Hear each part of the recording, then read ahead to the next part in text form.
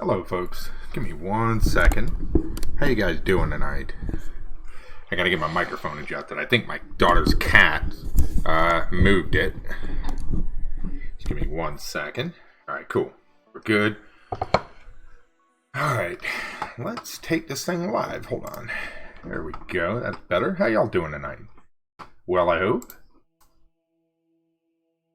Hi there. Alright, so what we're gonna do tonight is I think we're going to mess around with some... Doing good. Good to see you. I popped it in there a minute on you today when you were drawing, but I was busy being home with my daughter, so I didn't really get to hang out or chat too much. I didn't really see a whole lot of streams at all that much today, but we did do a little bit of screwing around. But it's good to see everybody. So I think tonight what we're going to do... Oh, let me put up the Be Right Back animation so you guys can see we're pretty well done with that. You can see the end result there. You got the little animation of me and my daughter and my cat there. And then we've got the slideshow sort of rotating through there. We're not 100% done yet. I'm not sure if I want to do anything with the text or if we're just going to kind of leave it as is. But we're working on it. But that's pretty much going to be the way it looks for now. Until we kind of revisit it. So I think tonight we're just going to play around with... Hey, Hellraiser, how you doing?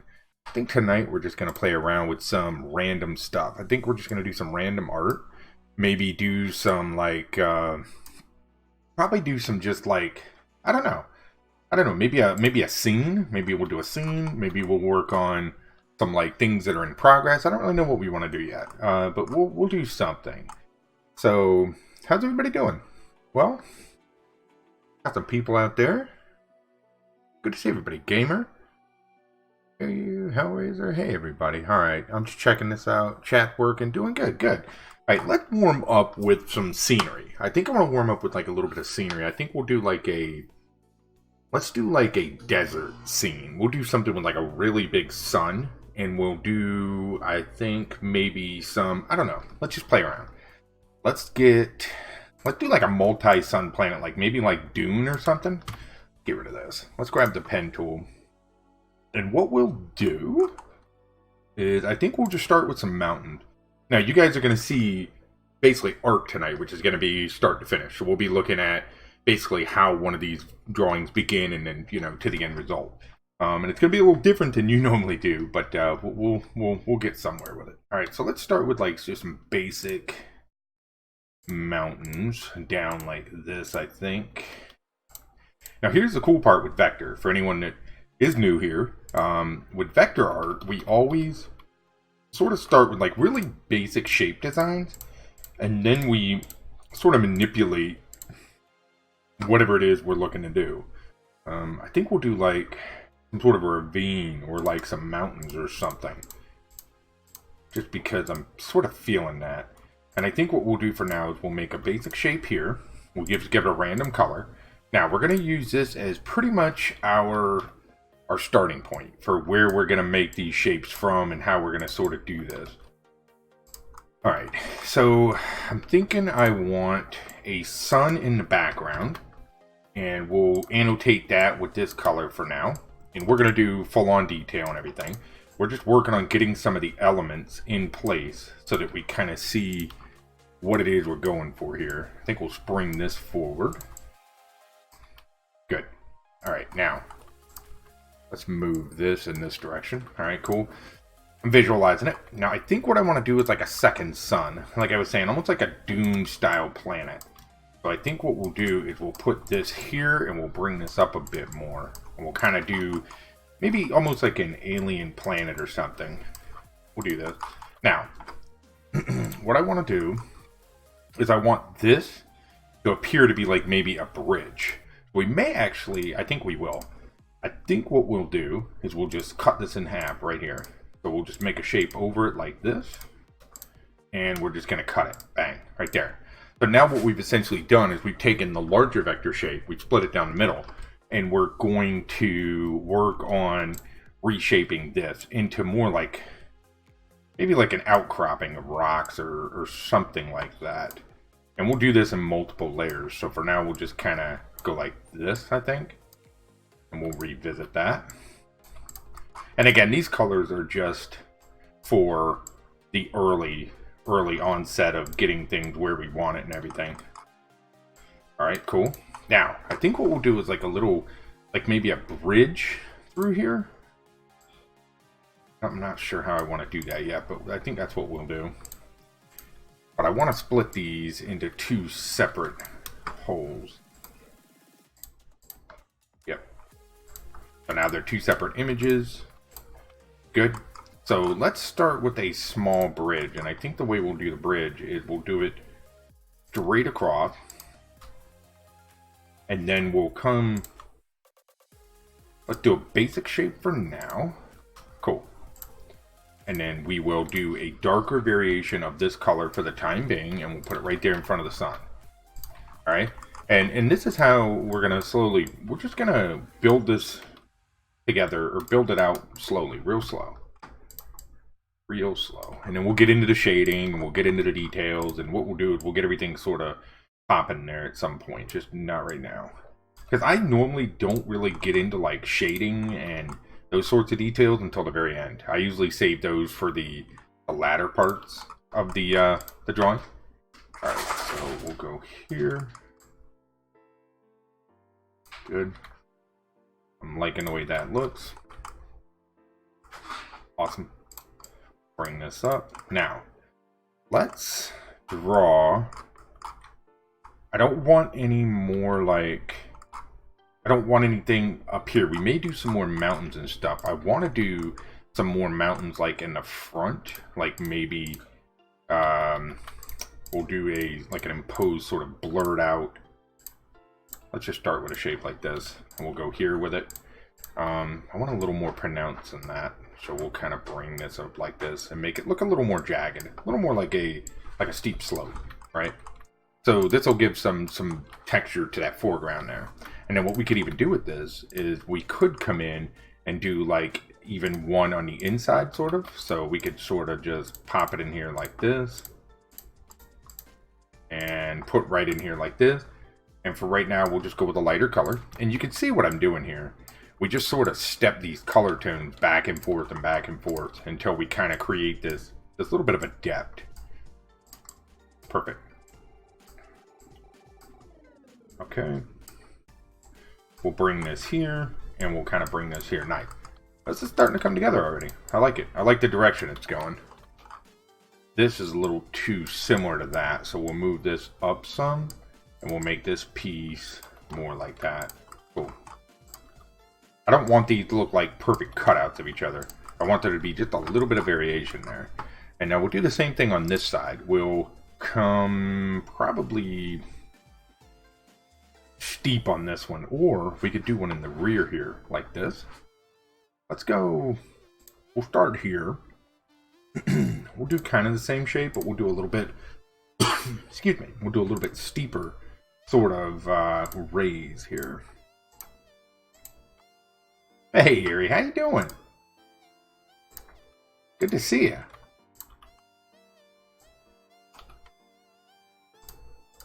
Alright, we're gonna go like this. And I think we'll do the same kind of thing, except we'll make this one actually bigger here. Yeah, we'll do it like this. I like that. Good. Good to see ya. We're starting a scenery tonight. I think we're going to do just a random scenery. And the only real idea I have for it at the moment is I want it to be some sort of a... I'm thinking science fiction, sort of, think like Dune. Sort of a sci-fi desert world look to it. Is kind of what I have in mind right now. Well, thank you. It's good to see you. Yeah.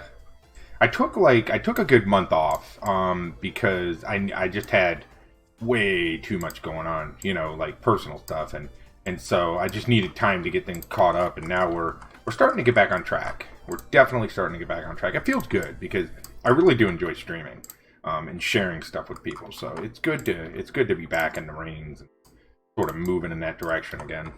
All right. So you can see what I'm doing here. I'm basically just adding in small points here and there, and we're just adding shape to it. Cool. What do we think about maybe making? Should the bridge be more like, should the bridge be more like a man-made substance, like metal, or should the bridge be stone as well? I'm thinking we should make the bridge maybe make the bridge like concrete or steel or something like that.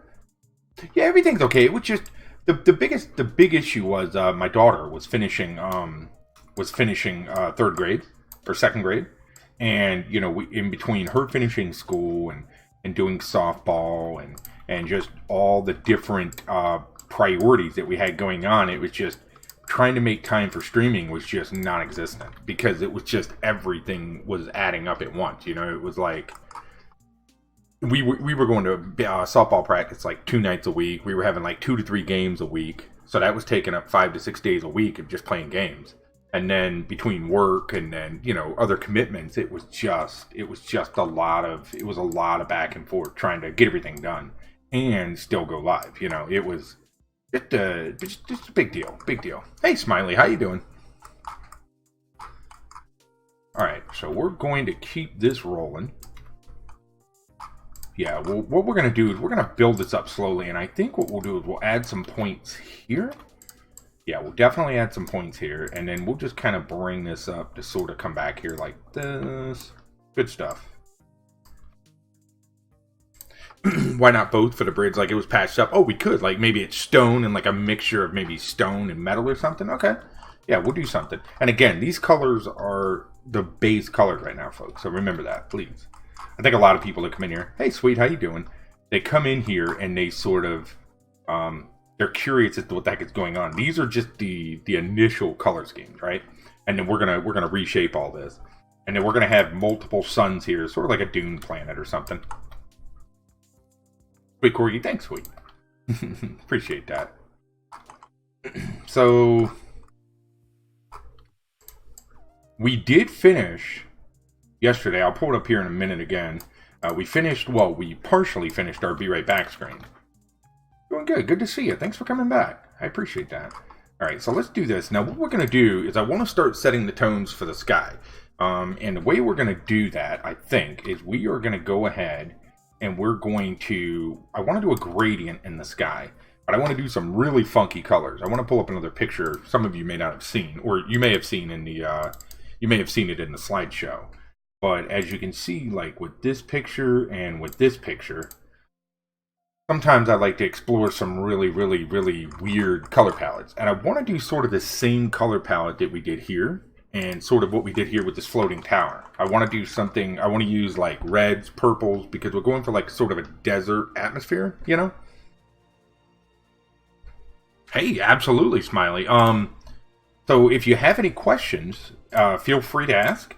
I always tell people here, we're open for communication and questions and things like that. That's a part of what we do with the stream is, if you guys have a question about like my technique or the softwares I'm doing or just vector art or art in general, feel free to ask. And if I can help you out, I'm glad to.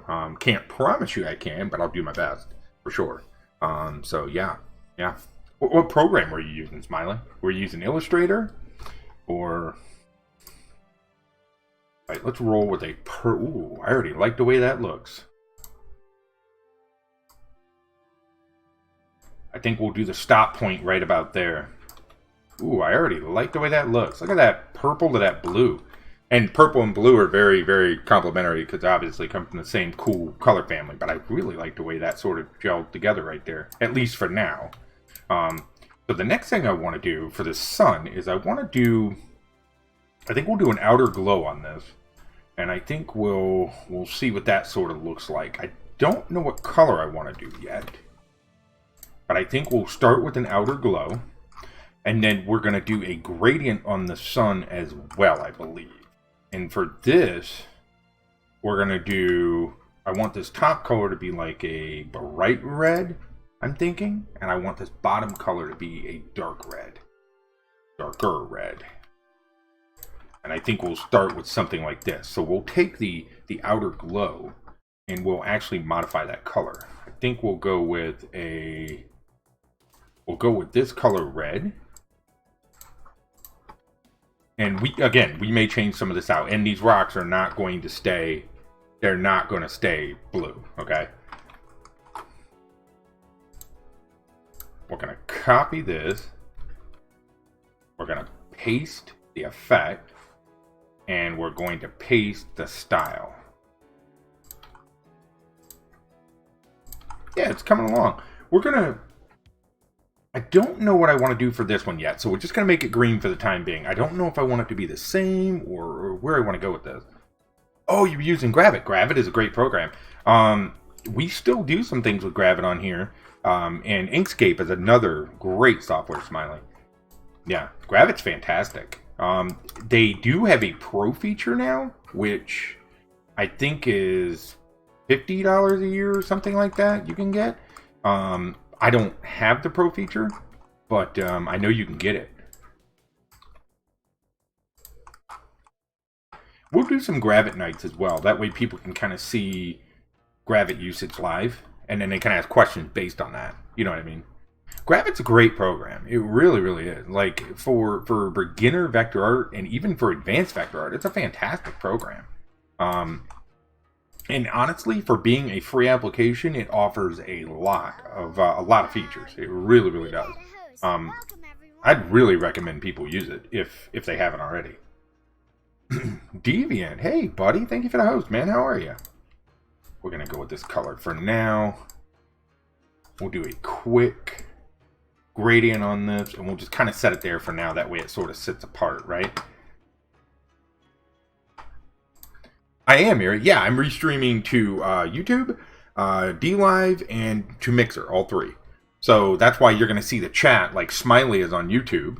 And we got some folks over here on DLive. And so what's cool there is on the screen, the little icon is going to indicate where the chat's coming from, right? So we've got the YouTube symbol, the Mixer symbol, and the DLive symbol. So you'll see all three right there in the chat. That way everybody can sort of communicate amongst themselves. Which is really cool. No, you're not going crazy. Hey, Annie, how are you doing, buddy? We're over on YouTube as well, Annie, by the way. Not much, man. What are you up to, Deviant?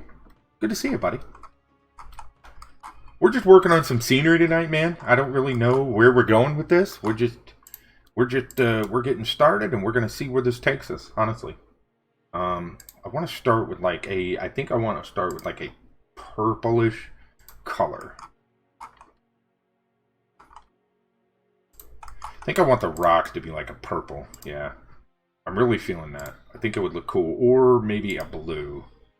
We'll start with purple. We'll start with purple and we'll work our way down, and we can always change up things if we need to. Thank you for the sparks. Thank you. Well, it seems like there's some changes coming for sparks and other things in general. I know that's kind of the hot topic right now on Mixer. A lot of people talking about it. The changes don't really affect me too much, so, but I know there's, some people are happy, some people are not so happy. Either way, I'm sort of impartial to it at the moment. I mean, it doesn't,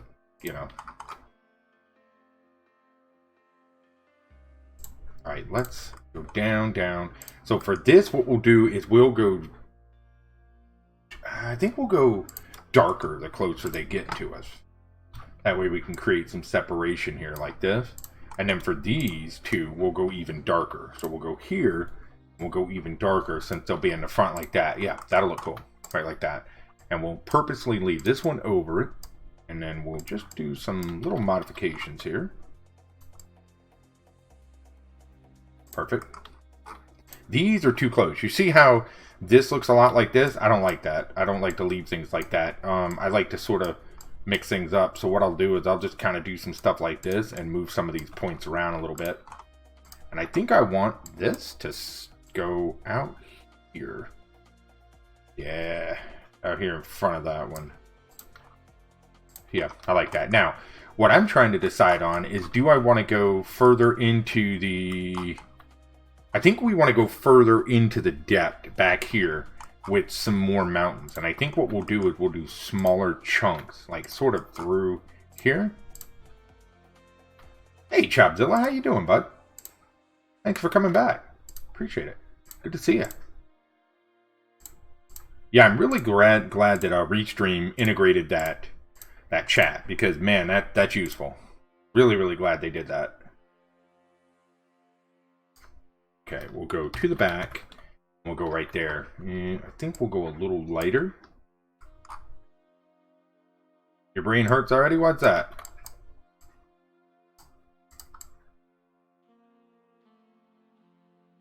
Going well. It's going really well. We're just working on some random scene stuff tonight. I only really have one criteria. We're kind of making it like a desert sort of landscape, in a way. It's really the only real criteria I have at the moment. Kind of playing around with... I haven't done a scenery in a while. So I kind of felt like, okay, I wanted to dive into that. Ooh, yeah, that'll look cool right there. Because then I can do a shade against that back wall there, and then we can bring everything down in. You don't have any ideas. So... I'll tell you what I do in that case, Smiley. What I generally do, for me, as far as inspiration goes, right, is I just think of an object. And then if you can't really... Thank you, Annie. I appreciate it, bud. If you can't come up with something, just look around your room. And I'm being totally serious here. Like, pick up a phone, right? You can make great... In fact, we'll do it if you want. We will make a beautiful phone, right, in vector art if you want. Like, just look around your room and find something. Like, here you go. Grab a pencil. Like this, and draw it in vector. Grab your phone, draw it in vector. Grab anything. Grab a controller, vectorize it. Grab, that's really the cool part with vector art, is you can start with anything. So just like, grab an object off your desk or somewhere in your house and vectorize it.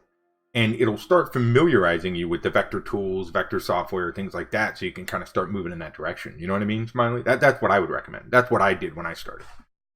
Technology challenge. No worries, no worries. Oh, we got a host. Welcome, everyone. All right, let's move this. But yeah, I would try that, Smiley. I think it would really get you in the right... I think it would get you moving in the right direction. You know what I'm saying? That way you can kind of at least get the exposure going. Hey, Shadow, thank you for the host. Appreciate that. Because what I did, honestly, is when I started vector art in general, it basically started with me just making the most random, mundane things. And I can even show you some of that if you want to see it, Smiley. We could literally go back and just look at some of my early stuff. And, like, I made, little pill bottles. I made pills. I made controllers. I made phones. All kinds of stuff. Just random little fun shapes you see around the house. And I'll tell you, a really good one to work with is like TV remotes, phones, controllers. Those things are really, really fun to make vector. All right, so we're going to go like this. But I think we're going to go a little lower. Yeah, we could even go another step if we really wanted to. Let's go... Let's try it out. I don't know what this is going to look like, but we're going to... And we'll give some shading and some depth and stuff here shortly. Active learning. Yeah, right. Well, here's the thing.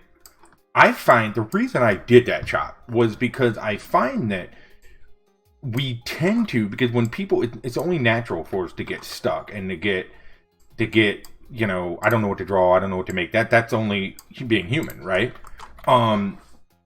If you draw things that we're familiar with, things that we have in our everyday sight at all times, right? Those are the things that we can connect with here, right? So you see things that you're familiar with on an everyday level, your brain can break it down easier. Does that make sense? Like, if you pick up a cup, right? We all know what a cup looks like. So it's easier for your brain to break this down. You know what I mean? Because you know what a cup is up here. Whereas if you try to start with like a scene or a character, it may be a little confusing because you're not used to seeing that mentally. Does that make, you know what I'm saying? That's the way I break it down. Thank you for that diamond. I appreciate that. Thank you so much. You found a rock with a rainbow painted on it, so I'm going to try to vector that. Absolutely. Go for it. Absolutely. If you want to share it in the Discord when you're done, Smiley, I would be glad to take a look at it and give you any input if you want any. Really appreciate that diamond. Thank you so much. But yeah, I've always told people that's really the best way to start because, it's like anything. Start simple and work up. Start with little things that you know that you can, you know what I mean? Exactly. That's exactly it, Chop. Like, it's already there. You know how to do that. You know what I mean? Or you know what it looks like already mentally. So you don't have to try to wrestle in your head the mental image of, oh, what is that? You know what I mean?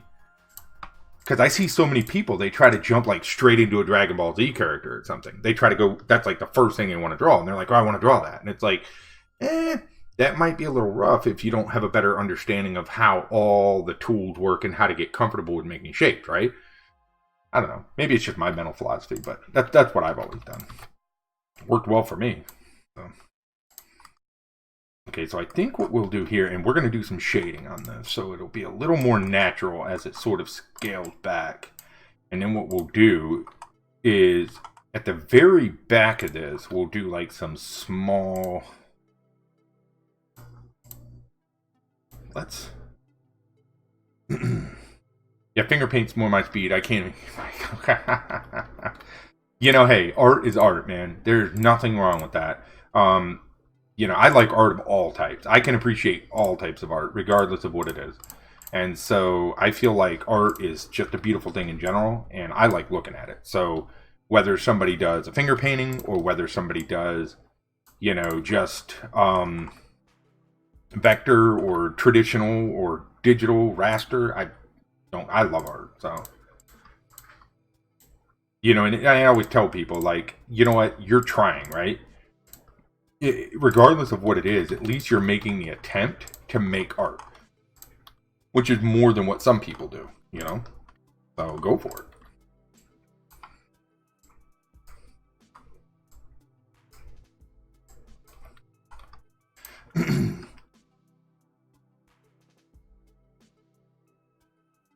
Huh. I don't know. Don't know. Sometimes people just need that little bit of a break, right? Gotta live. Well, there you go then. Start the paintings. Okay, we're gonna go right there with it. Nice. Okay. But I like the way this is sort of cascading. Now again, we've done really no details, no shadings yet. We have the initial work started, but we're nowhere near the finish line. And I think what we'll do, I think we will take this bridge here, and I think that we will, yeah, I think what we'll do is let's go with like a dark gray for now so we can sort of visualize it. And then what we'll do is we'll get the blue out of there. Okay, so you can already see we've used basically vector shapes at this point, right? All we've done is use different vector shapes to create let's call it the base of the image, okay? And what we're going to do now is we're going to take these shapes and we're going to start adding in detail, adding in shading, adding in some more of the finer points. And then we'll figure out what we want to do with this bridge to make it a little more detailed. I don't know yet.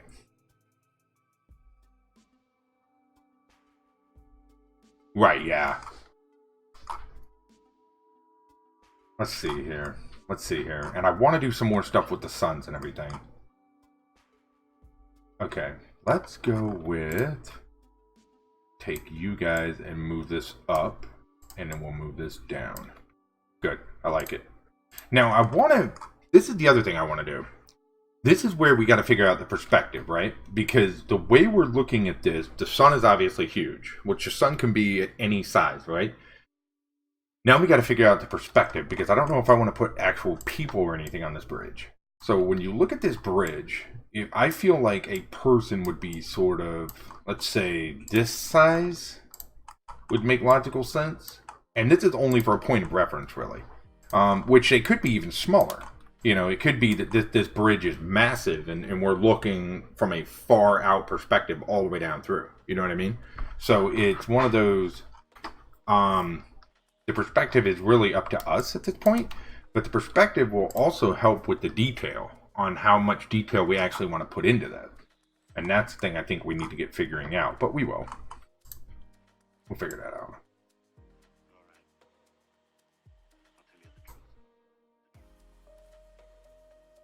Yeah, absolutely. Well, that's like me. I grew up doing a lot of traditional art, right? I didn't do digital art until about 3 years ago. Three and a half years ago. I'd never touched digital art before. And so for me, it was always it was always like hands-on paints, watercolors, that kind of stuff. And so where I'm going with this is at the root of it, I have a decent understanding of color theory, shading, those kinds of things already that I took into digital art, right? So it wasn't like I started digital art and I didn't understand how perspective worked, or I didn't understand how color worked. I had that root knowledge.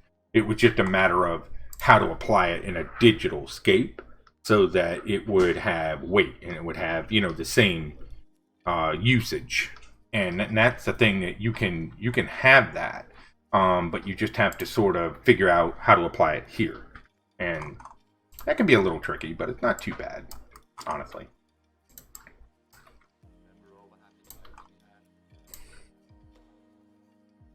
I think I want to move this out a bit more, and I want to move this out a bit more.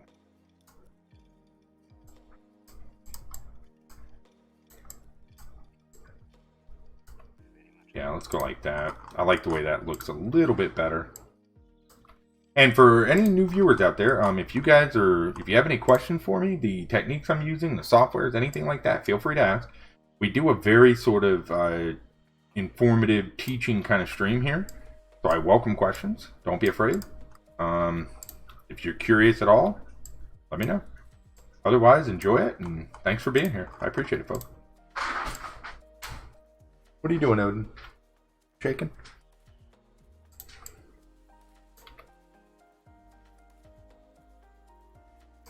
I'm gonna start clips between music and learning to paint. Hopefully, yeah.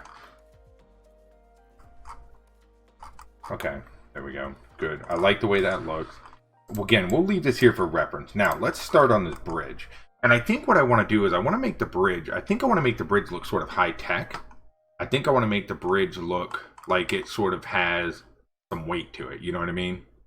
Hold on, let me move this over here real quick. Thank you, Chop. Appreciate that. Yeah, I'm not sure how we're going to do it yet, but we're going to try. We're going to give the bridge some dimension. So bear with me while we sort of get started on this.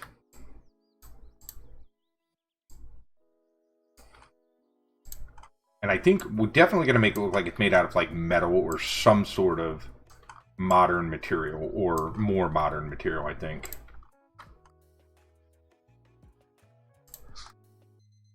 I'm thinking kind of like modern, to a point. Like, I don't want to go too crazy with it, but like, obviously it's not made out of stone, right? Like something a little more futuristic or modern. I don't know what I'm trying to say here, but you get my point. An escalator bridge, we could, Annie, we could. I think what we'll do is we'll start it like this. We'll drag this one down. And this is where just good old exploration comes into play, guys. Like, again, if you watch me doing this, I'm not using any sort of theories or anything here. We're just purely playing. We're going to go to the back, forward one, and we're going to use color separation to create that depth here. Are you working on anything, Annie? Or anything tonight, or are you?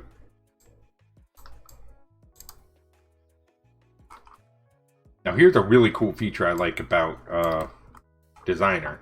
We can power duplicate. You see that? So what we'll do is we'll come back in, we'll grab those three, or grab those, and we'll just sort of go like this, and we'll put it right here. Here at work. Oh yeah, that's right. Time zones, man. I forget. Yeah, like you drove over a bridge. Right. Yeah.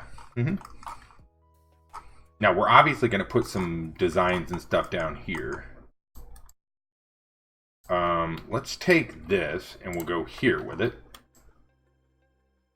And I think what we'll do, I don't know how modern I want to make this look, or as opposed to like,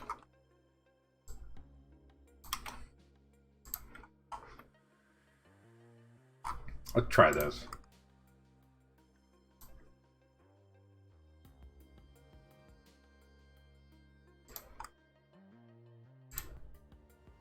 Or like Google. Yeah, sometimes I do. Sometimes I like to just pull it though, you know? Sometimes I like to just play around with whatever comes out.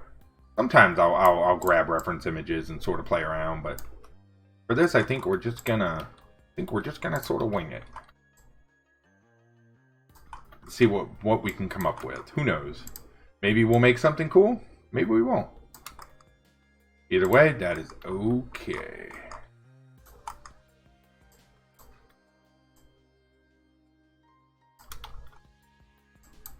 Whoops.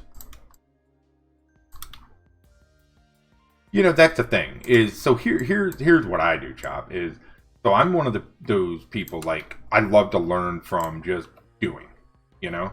I try to this is what I tell a lot of people, right? When they start getting into art in general, is a lot of people they worry so much about like perfection and making that mistake, if you will. Hey Wolf, how you doing? And the thing with it is like we learn from the mistakes. We learn from the trial and error, right? So it's good to fail. It's good to just do something, look at it and go, that wasn't good. Because up here, you know what you did and you're able to sort of process that, right? As opposed to just worry about perfect so much. You know, just try to, I try to tell people, just create stuff. And through your creations, you will, you know, you'll learn new techniques, you'll learn all kinds of really cool stuff that you otherwise may not have from just exploring. There you go. Yep, that's exactly what it is. How you doing tonight, Wolf? You doing well? Yeah, and that's the thing. Is like, you know, it really is something that you have to you just got to do it. You know, there's no better exercise than just getting it done and just happy mistakes. Yep. And that's what it is. You know how many things I do to this day, like techniques that I've found and different maneuvers and things that I use now that I learned just from doing. You know what I mean? Like just from figuring it out on my own.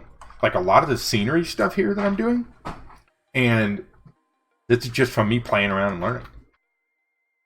So the whole we're starting with an idea here, Wolf. This whole picture is, I want it to be a desert sort of inspired theme, but I want it to feel sort of sci-fi, sort of like a dune planet with like multiple suns. So we're going for something futuristic, sci-fi, deserty, sort of like Dune, if you will, right? And that's really the only thing going here. And we're just gonna make it work. We're just gonna play around with it, and we're gonna see what we can come up with, and we're gonna see what it turns out to be. I have no idea. And right now we're still working on like the basic shapes and everything.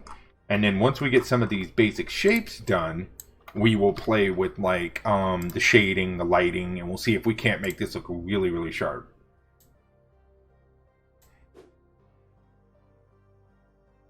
We're gonna see.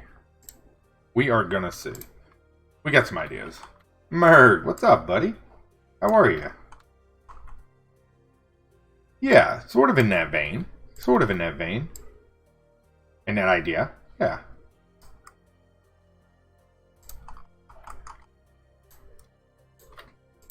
So I reached out, Merc. You want to hear the answer? Bill, yeah.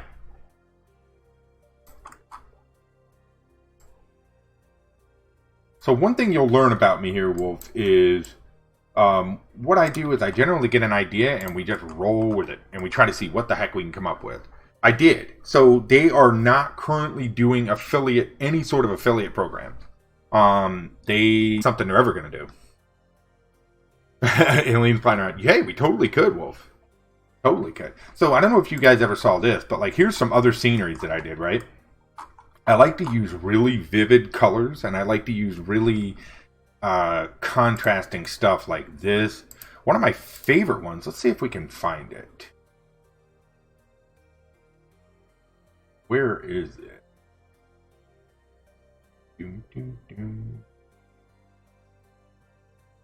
I don't even remember. It's in here somewhere. I'll have to pull it up. I draw so many things, I tend to lose some pictures over time, but yeah. So yeah, I don't know, Mark. I don't know if that's something they're ever going to do, or it's just something they don't have on the books right now. I don't know. I don't know. They didn't really say. I think it was a blanket answer to affiliates, because I think they've had other people ask, right?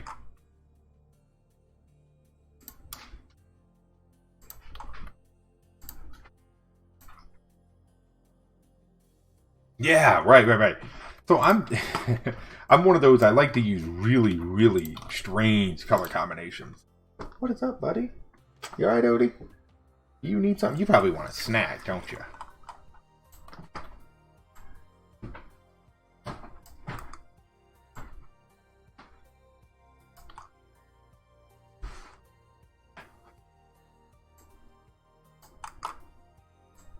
Yeah, it felt like a very canned response, though, Mert. And I think it is. I think they just have that blanket sort of a response. It's just sort of like, nope, we're not doing it right now. Like, all right, thank you. Thank you for the donation. You are amazing. What? Oh, Mert, dude. You didn't have to dono, man, but I appreciate that, man. Thank you so much for that support, dude. Thank you, man. I appreciate it, buddy. That means a lot, dude. Thank you. Thank you. Yeah, here's the thing. Is they know I'm interested. And I didn't tell you this the other day, Mert. But I've actually talked to people on that team before. So they kind of know me, right? And so I think they kind of understand that I would like to do something like that. So I'm hoping that if and when they ever get around to it, which I expressed the interest and I expressed that they really should do it, because to me, they're targeting how do you say this? They can get a lot of promotions and a lot of publicity through the smaller people, right? Because they can have people word of mouth going, oh, hey, have you tried Affinity? Have you tried Affinity? You know what I mean? Like, they can really spread that around and have a really positive impact, I think. Because it's one of those softwares, like, a lot of people have never heard of it. And then they hear about it from a friend or something. They're like, what is it? And I really think they could have a great impact on their sales and stuff. But who knows? But thank you, Merc. I really do appreciate that, man. It wasn't necessary, but thank you. I knew those colors were familiar. I love to fly in it. Well, thank you, Wolf. I appreciate that.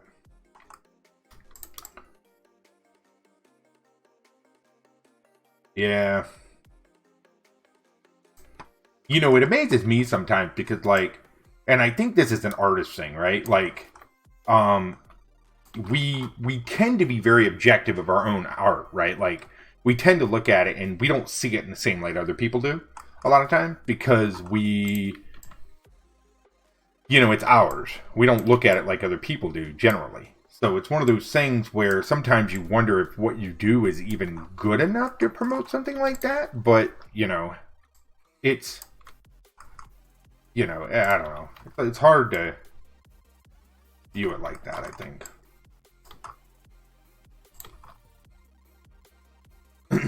I'm getting inspired. Well, good. Good. I hope so. That's really the root of it. When I started streaming, I really didn't have a lot of aspirations as to where I would go with it. I hoped that eventually I would inspire people and that I would give people a reason to want to create.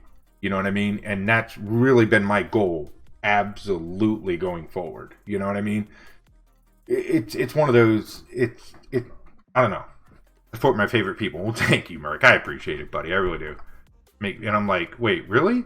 Right. And sometimes, I'm sure you get this too, Merc. Like, sometimes I'll go back and I'll look at things I've made and then I'll kind of go, oh, wait, I made that? You know what I mean? Like, you'll have to almost click with it again. You know what I mean? It feels weird. Yeah. And perfection, that's not a reality when it comes to art.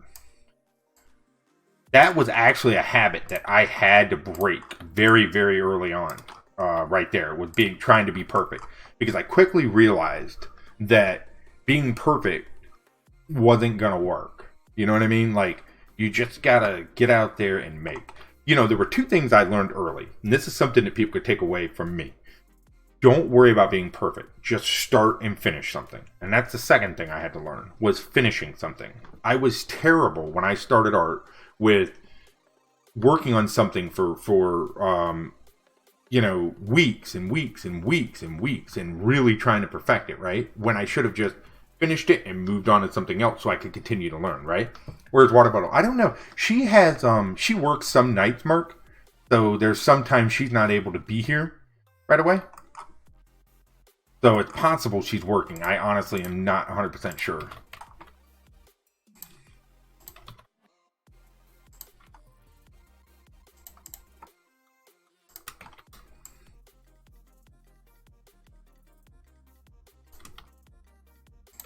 And we'll go like that.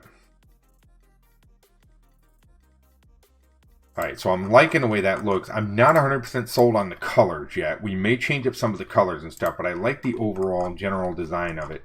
And I think what we'll do, I know what we'll do, Wolf.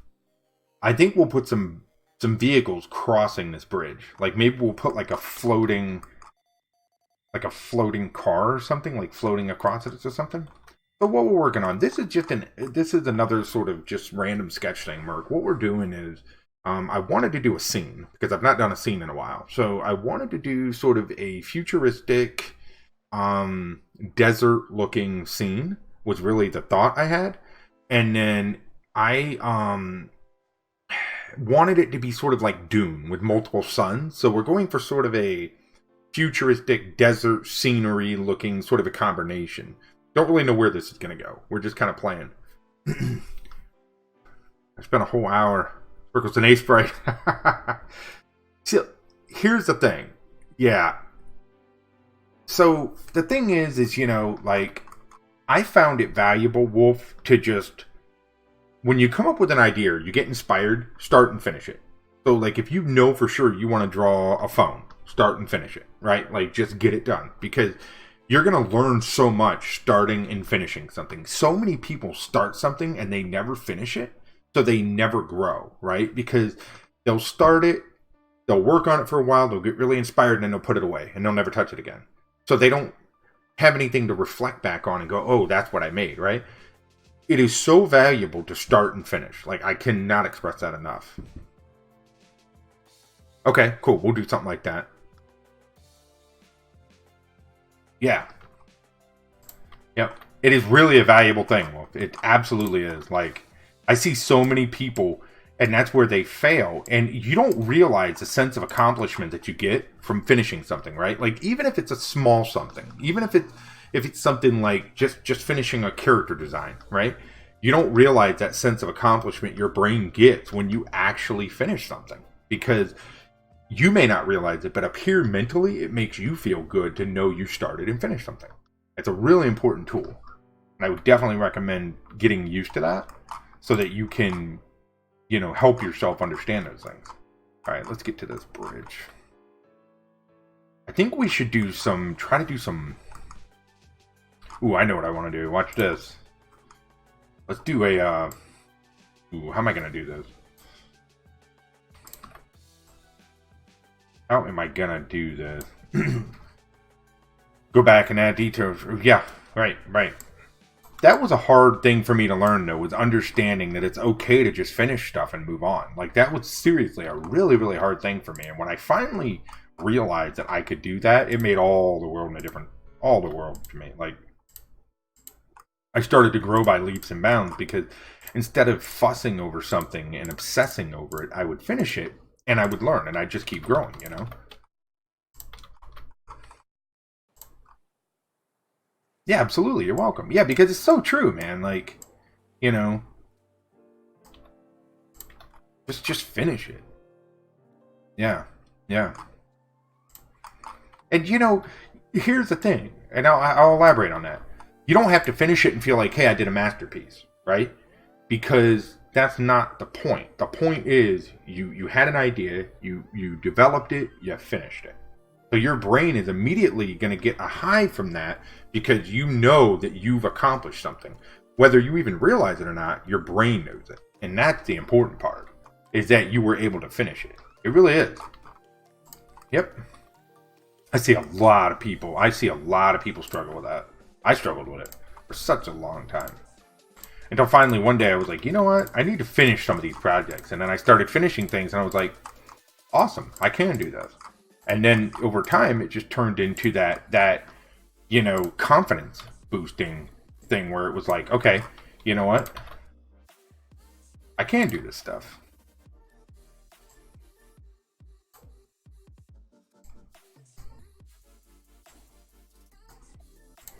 And that's the fun part about being able to stream like this is being able to help inspire and educate other people and hopefully get them moving in whatever their personal goals are. It really, really is. That's the fun part of it. Where do I want to go with this? Sort of stuck in the tracks here. Give me a minute. I know what we'll do. Watch this.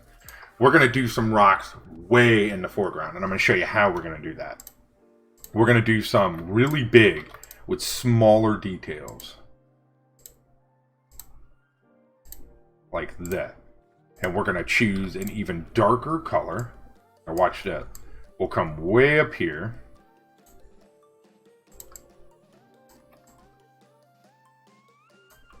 Bear with me while I sort of put this where I want it. And that's the thing. You don't realize how much you're actually learning when you do that. You just don't.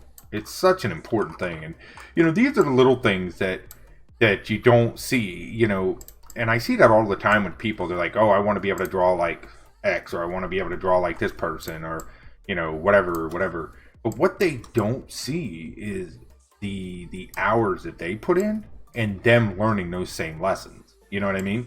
They don't see how much time Bob Ross spent doing those paintings off camera so that he could learn how to be confident and learn how to finish stuff, right? They don't see that. So therefore, they just assume this guy's, a genius or whatever. And they don't really see the work that went into that. Hey, water bottle, how you doing? Good to see you. Merc was in here. He was just asking about you. And I said, I don't know. She might be working.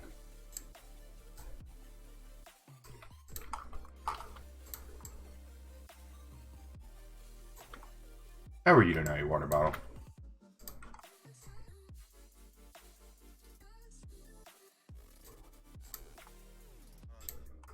Oh, you saw it? Yeah. Oh, that's right. It's right there. Yeah. There it is.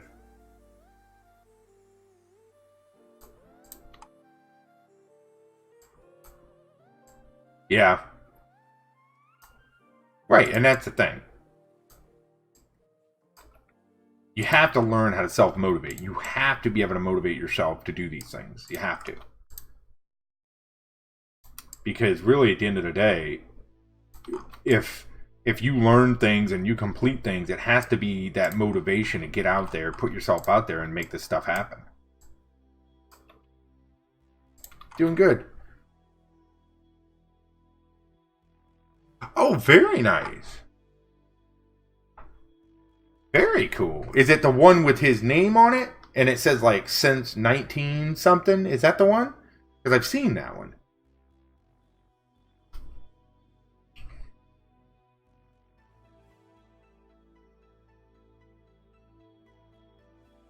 Yeah, it's very true, Chop. You only see the finished product. Exactly, Wolf. And that's the thing. Like, and I say this every stream, I swear to you. And it's so true. Like, you gotta fail and you gotta learn. And I say this. You can ask Water Bottle, you can ask Mert, you can ask anybody who's been here a while. You guys don't see the countless hours I spent doing this off stream, or what the work it took me day in and day out to get to this point, right? You don't see that. When you see Tony Hawk land a really cool trick, right? You don't see the hundreds of hours he spent doing those really cool tricks. You only see the landing. And you're like, wow, he's the best in the world. What he is he's persistent. He learned how to do that trick over and over and over and over and over, right? And that's what it's about, is that drive and that determination to better yourself and keep moving in anything, music, sports, art, work, whatever it is, and it's the truth. It really is. Right. Time spent. Exactly, Wolf. Yep. And when you see people do this, it's work and it's determination. Like, you take Merc. I can only imagine how much time he spent doing graphic stuff himself, and how much time you don't see. And it really is true. It really is true. It really is true. And that's what you have to do. And I take on challenges too, and I stream them. And sometimes, hey, I'll admit it. sometimes my stuff is not very good, you know? But I mean, it is what it is. I mean, you learn from it. And yep, exactly. I mean, how much work have you put in, Caillou?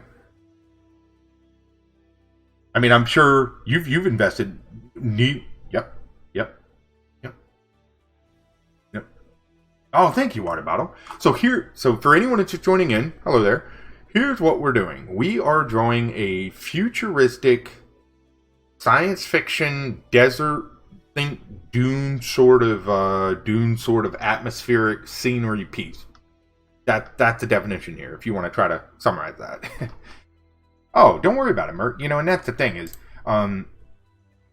it can be really overwhelming doing it on stream.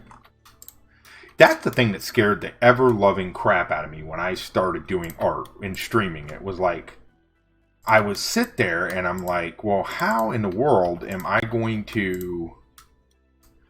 I'm going to look like a fool doing this on stream. You know? But it was one of those, like, I really wanted to do it, and I really wanted to try it. So, you know what? I went for it. My routine is at least 8 hours. See? There you go. And how much of that do people not see, right? They don't see all that time you spent doing that. You know what I mean? That's exactly a case in point right there. Like, when I'm sitting at work, I've got my laptop up next to me, and I'm drawing all the time. Yeah, he streams here as well, Chop. Yep, he's another artist. You should definitely follow him. Yep. Tell me, do this, and this. Right. That's where... I saw a really good picture the other day, Merc, and this summed it up perfectly. Anybody that does art will recognize this. It's... when you're doing commissions and stuff, right?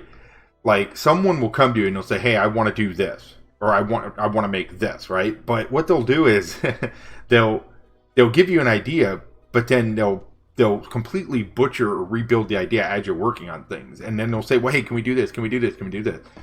And it's a really struggling thing because they come to you with the idea and they respect you to do it, right? But then they try to give you things to do that aren't even possible. You know what I mean? Or that aren't really, like, they'll ask you to pick colors that don't work well together. Or they'll ask you to, like, hey, can we add this to the scene? And you know it doesn't work. You know what I mean? And it's one of those, like, you really, that's why doing commissions is sort of a hard thing, is because it's one of those, like, you try to do your best to work with the person and help them understand that some of their ideas may not be so good while some of them may be really good. You know, but it can be a really difficult thing to do. You know what I mean? Yeah. Yeah, he makes all his stickers and stuff as well. He does a little animated stickers. Did you try out Pencil 2D yet? Did you figure that out at all? Or have you even put that in your rotation? I don't know.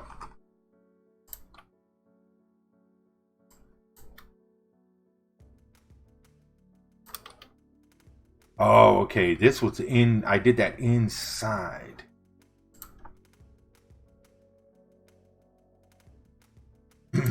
That's why if I can, I do sketches and adjustments. I update them with the client. Yep, absolutely. You have to. Because, I mean, it's why I always tell people commissions are fun, and they can be fun, but they can also be really, really stressful when, you know, you can't get on the same page and things like that. It can be a lot of work.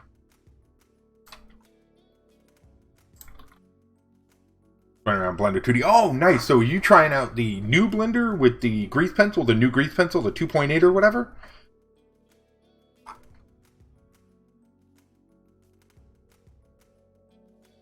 Chop, yeah. I was looking at that new Blender, the 2.8 stuff they're doing with the new grease pencil stuff. The problem with that is I don't normally do like hand-drawn raster art like you do. You know, so for me, it's sort of like I don't know what the expectations are going to be for like vector sort of stuff. So I don't know. 2.8, nice. Yeah, I actually downloaded it and I was playing with it because people are hyping up the new animation sequences in 2.8. So they're saying it's going to be incredible.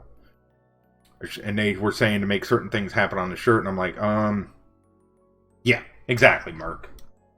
sometimes people just got to leave it up to you and they got to be trusting and understand that you know what you're doing. You know what I mean? And let you sort of man the helm. Okay, we're going to go there. Now, we're going to start detailing some of these rocks. So I want to show you guys a really cool thing. So this is a really neat thing that I like to show people with like vector art. We'll pull this up. Where is that wizard dude? Is he last year? Was he last year? I don't remember. Anyways, I'll show you right here.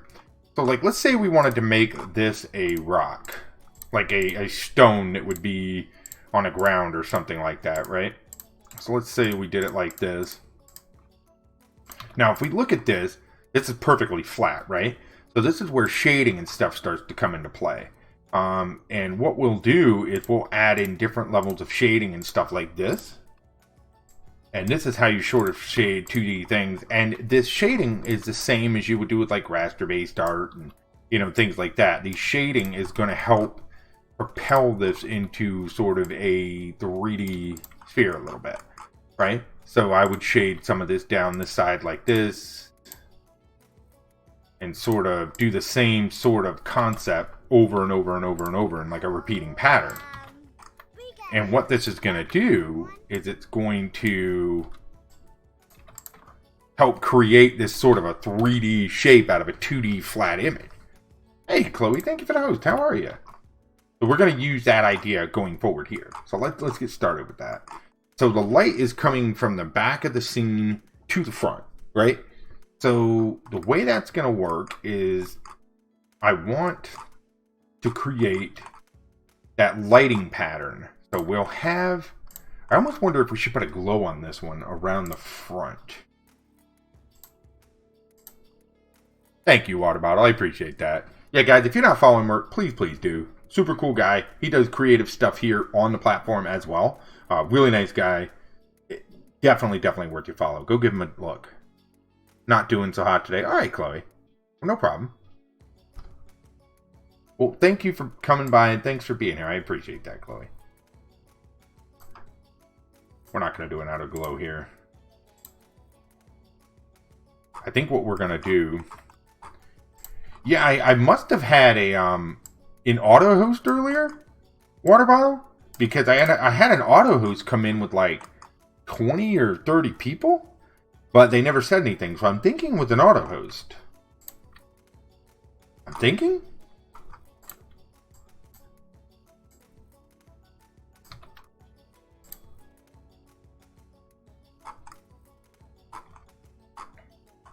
Okay, here we go. Start on this. I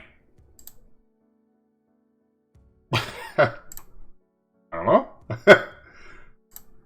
I said thank you and everything, and I would wait for somebody to, but nobody ever really chimed in. So like I said, I assume it was just an auto host setup. I mean, I'm thankful for it, and I definitely thanked him for it and everything. It was just still got to get used to that whole auto hosting bit because it sort of leaves you. I don't know.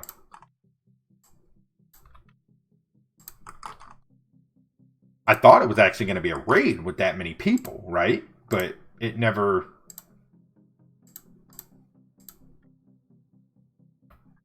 No. Over on Mixer, somebody hosted me, and there were like 30 viewers with them.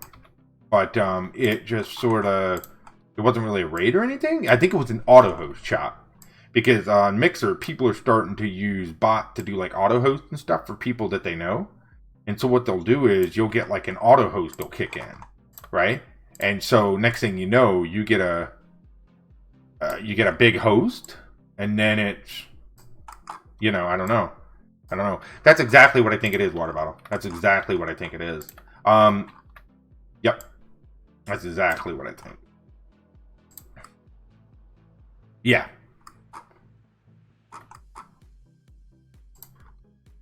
But what do you think of all that? What do you think of that news that Mixer put out there, Water Bottle? A lot of it, I'm sort of... to me, it's like, well, you know, I don't know. A lot of it doesn't really affect me. But... Hey there, boy. How you doing? is cool with what? Chop.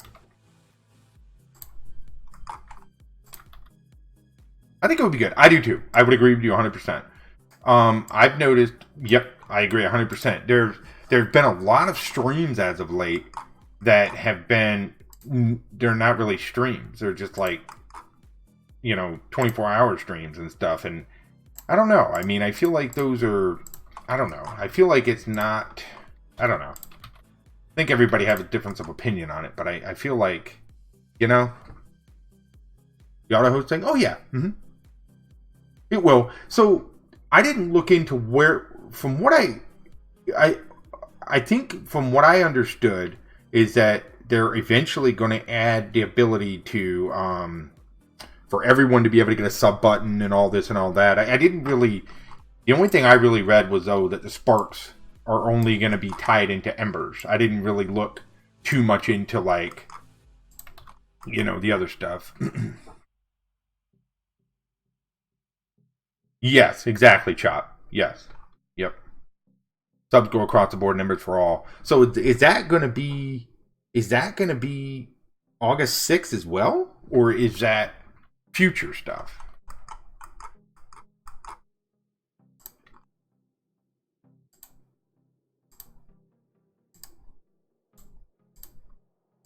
I don't know.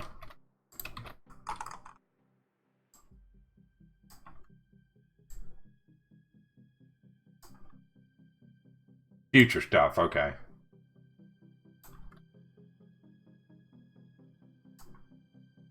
Right. Yeah. Yep. That's what I read. Yep. And I've seen people be a little. I've seen, let's just say, difference of opinions on it all. I think that's a nice way to word it. But, hey, I get it. I do too. I agree 100%, Mert. But not everybody agrees, obviously. But I feel like for the platform itself, I feel like it's the best move. Because I think that it's going to force people to focus on their content again. Right? Because I feel like right now, a lot of people are sort of just spark. You know what I mean? They're not really focused on let's make the content good. Yes, exactly. What about them? Yep. No, I totally agree. Yep.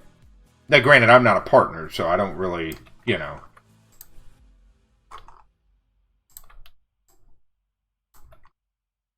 I'm sort of an outside-in perspective here. Yeah, that's exactly what it is, Chop. Yep. Right. Yeah. Well, hey, it's like I've told people day one with Sparks. You want to use your Sparks here? Go for it, I'm not going to tell people not to, because I've always looked at Sparks as a way for people to interact with chat. You know what I mean? So I'm more than welcoming of people that want to come to use Sparks. I know a lot of people got to the point they were sort of saving them, if you will, so that they could use them on partner streams and stuff. But still trying to find ways. Yeah, so when I came back, my mixplay buttons are borked and have been. I need to sit down and completely redo my mixplay command. I really do. Right. Yep, I agree. My buddy applied for affiliate today. We got him in 5 days. Very nice.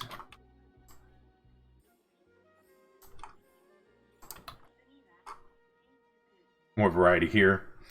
Yeah, I mean, I'm a fan of all platforms. It's like I'm not platform specific. I don't necessarily say, oh, this is the best, this isn't the best, or whatever. I know some people are very, very, very, platform dependent and driven, and that's fine. I've always been the type, like, for what I do, the type of content that I create, I want it to be accessible by as many people as possible. So, for me, it's all about inspiration and creativity and so forth and so on. Hey, Dragon, what's up, buddy? Computer freezes. Sucks, Annie. No indicates that they both pay attention and listen when information is given to them. Yeah. How you doing, Dragon? They wanted them to help cheer the streamer, then partners got paid for them. Yeah. You see, the day they started doing the payouts for it, I had so many people come in and they were like, you know, oh, I'm saving sparks for such and, you know, that I totally understand. I get it. You know, you want to spend them here, knock yourself out. You don't want to spend them here, I understand. You know, it is what it is, you know. I've never tried Periscope, Chop. Never tried Periscope. Don't know anything about it. I know absolutely nothing about it. I was over there lurking on you for a while, Dragon. I didn't say anything because I was getting ready to stream, and I had to wrestle an 8-year-old that was hopped up on brownies. So I didn't really get a chance to chime in. But I saw you playing Vampire Masquerade, man. Yep, never tried Periscope. Yeah, I don't know. So far, I've done Twitch, DLive, Mixer, YouTube are the only platforms I've ever really live streamed on. Oh yeah, water bottle. My daughter has been like, "Hey, let's have brownies for every meal." She wants brownies for breakfast, brownies for lunch, brownies for dinner. We bought like 4 boxes of brownies. I don't even know who's making all these brownies, but whatever. Oh yeah, you're good, Dragon. I came in right when you were talking about, I think it's your wife. You were talking about some stuff. I think you were talking about her with some stuff, and that's the life, isn't it? Freaking kids.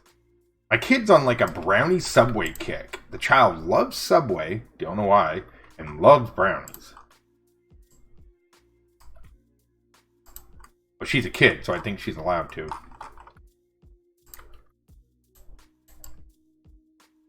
Yeah. Yep. We're just goofing around tonight. Oh, check it out, Dragon. I want to show you something. Everybody take a look. There's some new people here. So last night, we spent a while working on the Be Right Back screen, the animation of it. So let's take a look at it real quick so you guys can get... It's not done yet, but this is essentially what it's going to look like. You can see me, my daughter, and my cat animated there on the desk, right? You see my little hand and the mouse moving around and everything. And then we've got the slideshow running over here to the right. And then I want to clean up where the banner is on below that, where it has like my social information. I want to make that look a little better. And then I want to do something with the Be Right Back, the text and everything, and animate it. But I didn't get a chance to do that. But I wanted to at least bring in that portion of it so that it's working, and that it's, you know, it's where it needs to be. And then we're gonna perfect it and keep working on it as time permits. Yeah, I like it. It's moving in the right direction. Moving in the right direction. Thank y'all. I appreciate it. She should be proud. Yeah. My little squirt, dude. That is my little squirt. My little kid. She's something. So tomorrow, she's informed me that we're getting in the pool in the morning. That's the first thing we're doing. Then we're getting out of the pool and we're having brownies. And then after brownies, she wants to go cool clothes shopping. Whatever that means. So we're going cool clothes shopping. And then we're gonna, I don't know. From there, we'll figure it out, I think. She's got this little list. She's got, Daddy's gonna be doing some stuff, apparently. Make the mouth on a laptop do something. Ooh, we could, Dragon. We absolutely could. And see, I wanted to get a good basis for it so that we could at least, you know, keep building upon it and kind of figuring out what we want to do. But yeah, definitely. The handwriting, yep, I agree, water bottle. I just wanted to get the file in there so that it replaced the other one. And then I'm going to just keep adding to it and keep growing it. And then what we'll do is eventually we'll sit down and we'll figure out what we want to do for like an ending screen. I've never had an ending screen. Oh, I guess I need a transition screen too. Like Dragon has the one he has and everything. That way when I don't have a Stream Deck, but I guess I could. I almost got a Stream Deck when they were on sale. I don't know. Seems like a lot of money for what it is, you know? Everybody I talk to says how much they love them. I'm just like, I don't know.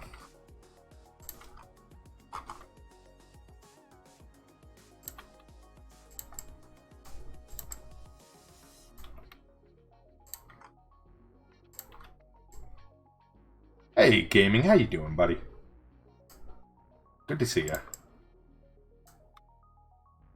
So we're just starting to work on the small details. You can see what we're doing here. We're basically coming in, and we're just, you know, adding some finite textures, finite details, and stuff like that. And just making things look better, I guess you would say. Well, it's funny you say that. It's funny you say that, Merc. I was actually thinking about doing something like that. You can use it for more than streaming. Oh, really? Like, what do you use it for besides streaming then, Dragon? Like, do you... See, I've never looked into one enough to say, oh, what am I going to do with it? Might look into that. The other thing is, I know people have told me I use Slobs. I use Streamlabs OBS. People have said apparently there's a mobile app for Streamlabs OBS. We were talking about this the other day. And I have an old phone up there. So I'm thinking about putting it on my phone, my old phone, and putting it over here, and maybe seeing if I can control some stuff through there. Oh, really? I have no idea. Okay. I don't know. Maybe... I say it every time. I say every time they go on sale, I'm like, I'm going to get one of these days, and then I never get one.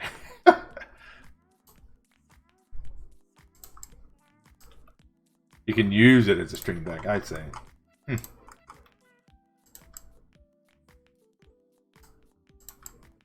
I want to show you guys something really cool. You guys want to see something? I think it's really cool, but I'm sort of a dork when it comes to graphic stuff. So let me show you this.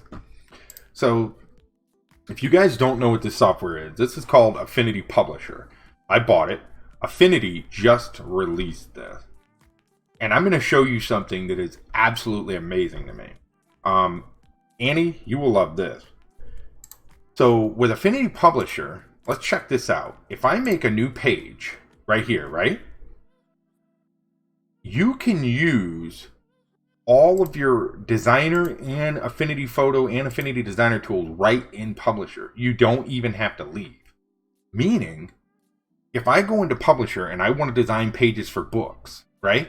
I don't have to open Designer, design the pages, export the page, import the page. I literally have every designer tool right here, just like I was in Designer, right? So I can literally come in here and work just like I'm working in Affinity Designer right now. And it literally handles everything just like Affinity Designer. So what's really cool about this is it works, and it works really, really well. You can also come in and use all your Affinity Photo tools right here. So if you own Affinity Designer and Affinity Photo, you can use, it's basically like having all those applications tied into your book design application without ever having to leave it. So what I'm doing is I'm actually working on making a full book in Affinity Publisher without ever leaving Affinity Publisher. Never opening Designer, never opening Photo, using all the tools that are already integrated into the application. Pretty exciting. Really exciting. What are my PC specs? I've got an i7, like 8700. I've got 32 gigs of RAM. I've got a 1080 Ti. I've got like a 4 terabyte SATA drive for storage. I've got a 1 terabyte NVMe drive for my main drive. I mean, it's a pretty nice PC, but I do more than just graphics and stuff. I work from home sometimes on my PC and things like that as well, gaming. So I do like not only graphic design, but work and gaming and all that other stuff. So my PC is pretty good. But, you know, 32 gigs.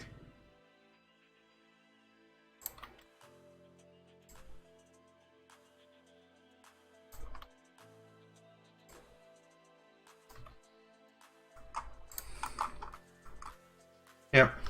Which is overkill, to be honest, Danny. Most people don't need 32 gigs of RAM. The only reason I have that much is because at the point when I bought my DDR4, I was like, it wasn't that much more to just go to 32 gigs. So I was like, screw it, I'm going to go to 32 gigs. And I was like, and never look back. So like I do my video rendering, I do all of my graphic design, all my games and all that stuff. With like I could be rendering a video while I'm playing video games and streaming and all that, and it doesn't. My PC doesn't even hiccup.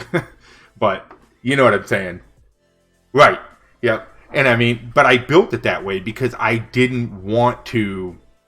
I didn't want to have issues, and I didn't want to have a second PC. I don't want to have a stream PC.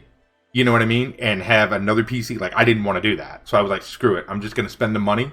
I'm going to build this puppy up and let it roll. And that's what I did, you know. Yep. Nice dragon. Yeah, I haven't pulled the switch on like a 2080 or anything yet. I'm still running my 1080, and so far I'm still having no issues with the 1080. So I don't know. I think when it burns up or if it goes out, I may jump to a 2080, but by then I'll probably be building a new PC anyways. You know what I mean? At that point. Your PC's ancient? Yeah. I understand gaming.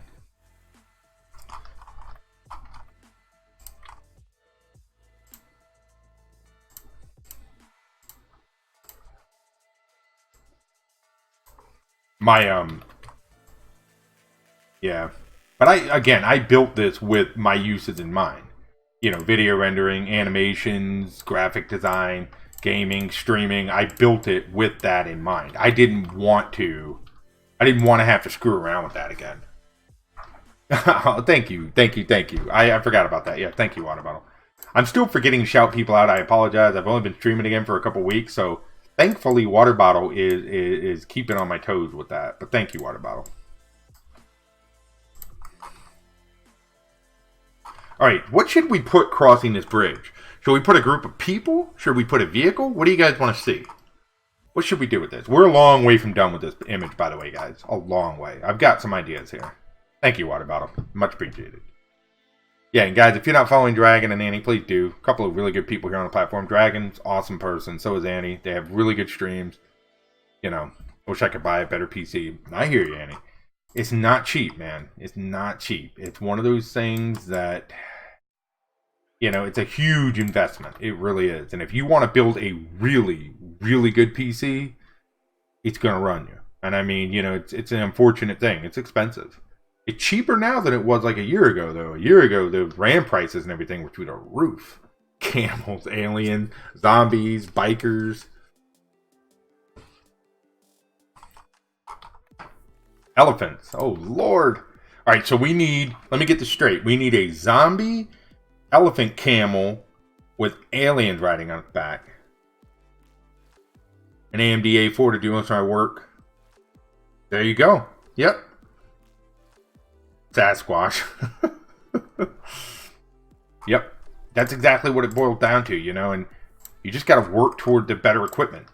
That's really what it boils down to. There you go. Yep.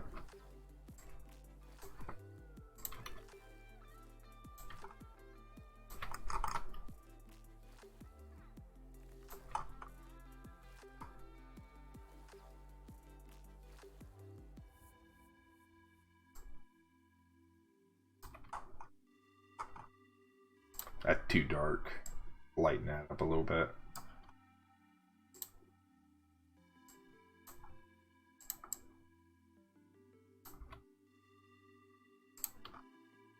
Alright, we're going to come down the side of this. Sorry guys, I'm sort of in focus mode here. Not trying to ignore chat. Give me 1 minute while I...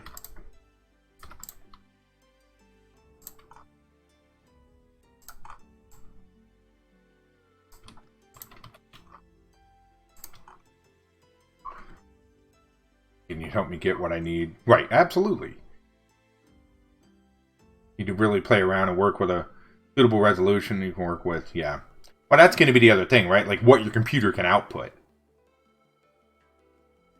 Right. Yeah. Yep.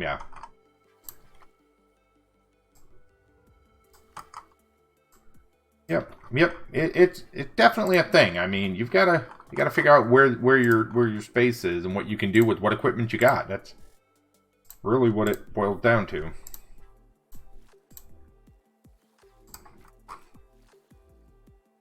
Oh yeah, absolutely. You know, it's a nice sense of accomplishment when you get a nice upgrade too, right? Like, it makes you feel good when you finally get something and you're like, man, I can actually do this now, you know?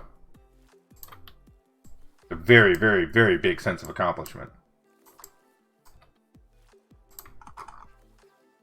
Alright, I want to do this again. Now watch this. If we do something like this, what would this look like? Would this be too 3D, do you guys think? Let me show you what I'm saying. I'll do it and then I'll have you look at it. Do you see that? Did you guys see what I just did there? Is that too much on a 3D focus? Can you guys see what I'm going for there? I don't know. I'm worried that might be a little much.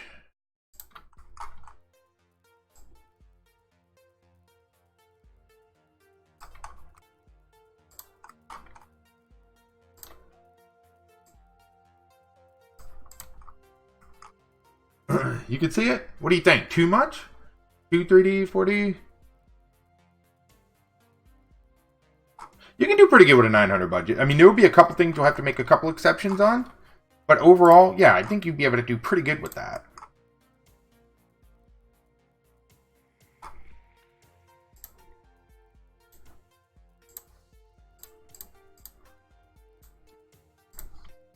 I still got to get a laptop. My laptop burned up, and I'm using an like my old laptop at work to draw on. One of these days, I'll finish that out and get something going there. Yeah, that's sort of what I'm feeling too, Water Bottle. I'm feeling like it might be too much. Unless I plan to take that throughout the image, right? I don't know. Let's leave it in there for a while. We'll look at it. We'll see what we think. It makes sense from a visual perspective because it makes the rock almost look curved. You know, but then if I do it there, then I'm going to have to do it here. Right? I'll have to sort of follow that pattern a little bit of everywhere. I don't know. We'll see.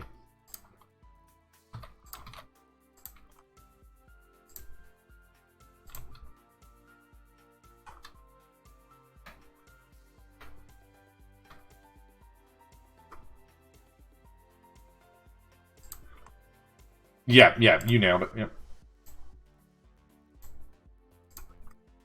So what should I be buying my kid, Water Bottle? She wants to go cool clothes shopping tomorrow. Apparently, Daddy gets to go do that. What should I be buying her? More texture? Yeah. I think we'll go like this.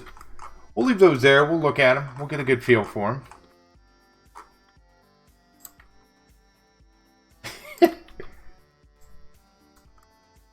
My wife, she was like, don't buy her. See, I'm the type, if my daughter picked out like a kitty cat sweater, you know what I mean? That was covered in like kitty cat faces with like bubbly, you know, jiggly eyes on them, I'd buy it for her just because I'd think it was funny. But my wife does not share my same sense of humor.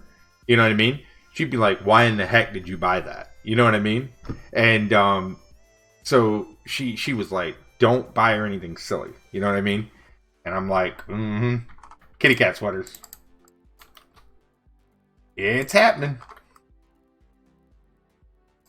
I don't like this one. I want to redo the way this works here.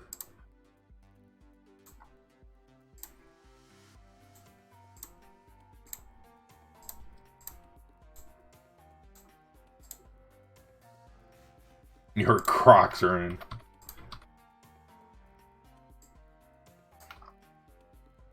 It's funny, Lagby was talking this morning about, like, shoes. I swear to y'all, you're gonna laugh at this. I literally own 3 pairs of shoes. I own my work shoes, I own a pair of Vans, and I own a pair of flip-flops. If I'm not at work and I'm home, I'm barefoot. The only reason I put on my flip-flops is if I have to go into public. But as soon as I get home, they're off and I'm barefoot again. I'm literally barefoot, like, 95% of the time, you know, and it drives my wife nuts because I own so few shoes, literally so few shoes. It's just the way I am. I'm not a big fan of shoes. I just don't really wear them. I don't really like them. I'm just not a fan. Don't wear them ever. Hey, Nuck, what's up, buddy? Over there on YouTube, man. How you doing? It drives her bananas though. But like I've always been comfortable barefoot. It's just the way I am. Anybody else like that? Anybody else love being barefoot, or am I just like a weird caveman thing? It's just I love the feeling of being barefoot. She did bring up her Uggs. She did. She brought up her Uggs. I buy a kitty cat. There you go. See, that's what I'm talking about. Kitty cat dress. Do you have to set up your Lino account on mobile? Not sure what you mean, Chop. To log in? I think so. See, there you go, Wolf. I wear flip flops all the time. I wear flip flops all the time. But normally normally I'm barefoot. Normally I'm barefoot. I have 6 pairs of shoes. Dude, I've got 3. Literal 3. That's it. Drives my wife bananas. And like I will wear my shoes until they're literally falling apart. Until like they separate at the front between the toes and the sole and like the side. I'll wear them until they fall off my feet. Drives my wife crazy. See, I hate socks too, water bottle. I never wear socks. You having issues? Not sure on that, Chop. I need more. Oh, no. My daughter, she always calls me a caveman. Because Daddy walks around barefoot all the time. She's always like, Daddy, you're like a caveman.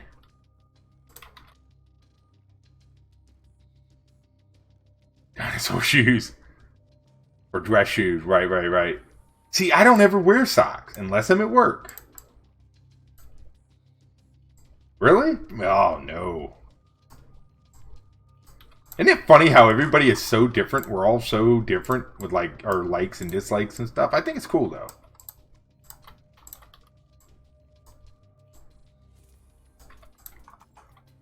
Pre-choose? Yeah.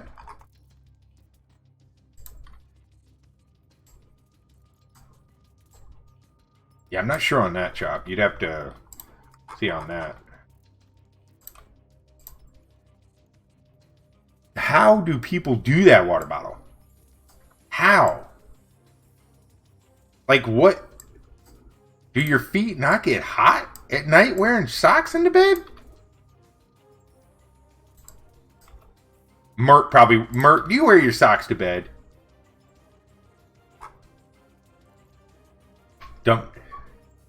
Some people love them, Doc. Yeah, you're welcome. You're welcome.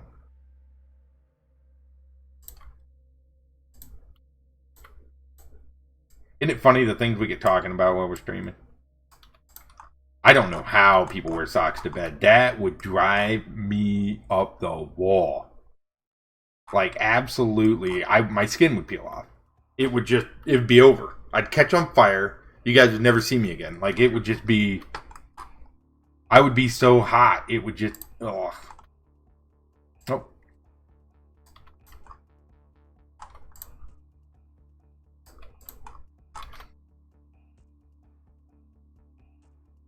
Stepping into something wet. Now, see, that's bad right there, Merc. That's real bad. That's real bad. If you can't wear socks without sweating. See, I'm a hot-blooded person. See, so I'm just hot all the time. Like, I grew up in Buffalo, New York, so I'm hot all the time. Like, I can be hot in 20-degree weather. It's just the way I am. So for me, I just wear as little as possible, just enough so that, I'm not running around completely naked, So for me, it's like, I just don't like socks and shoes and things like that, period. And I get really, really hot. Really, really hot. Yeah. Michigan. Yeah.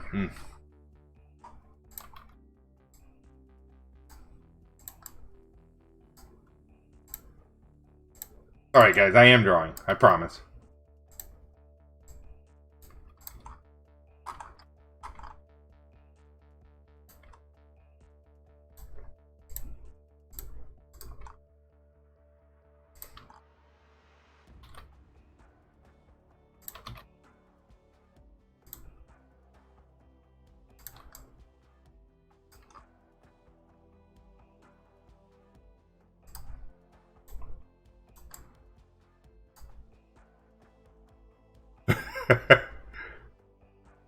How do he scare you? Anything work, I think.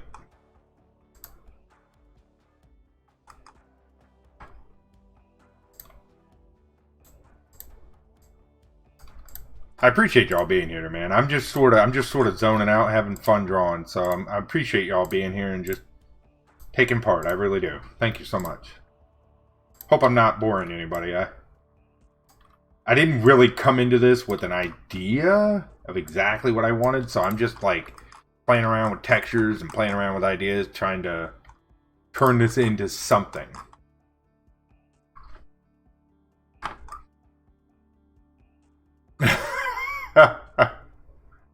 Looking around and like, what? You know, it's funny you say that, Mert.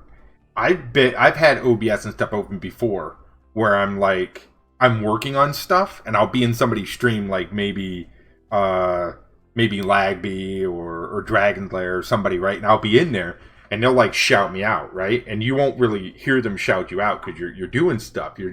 And all of a sudden I'll get, we got a new follower, you know, I'll hear Darcy's voice. I'm like, wait, what? And I'm looking around and it goes off and you're not even thinking about it. And then you look and you see somebody's followed you while you weren't even, yeah. I know exactly what you're talking about. Yep. I've had that happen. It's funny. Oh, nice. I haven't played poker in years. Years.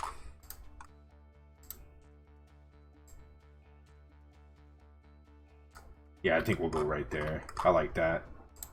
We'll go right in that.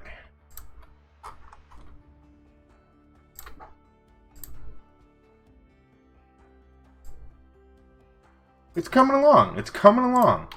It's really starting to shape up. I'm figuring out, like, you can see here how this is going to sort of play with that shape right there, right? And then I've got to figure out what I want to do for the rest of this, going down the front and everything.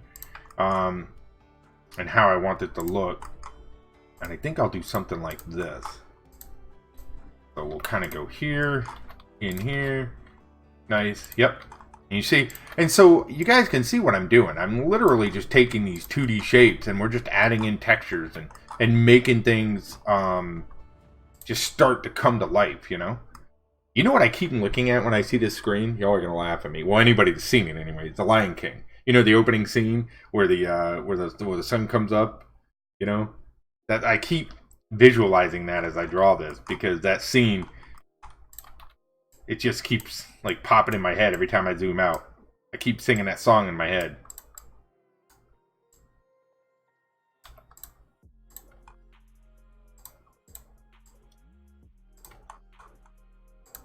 You know what I'm saying?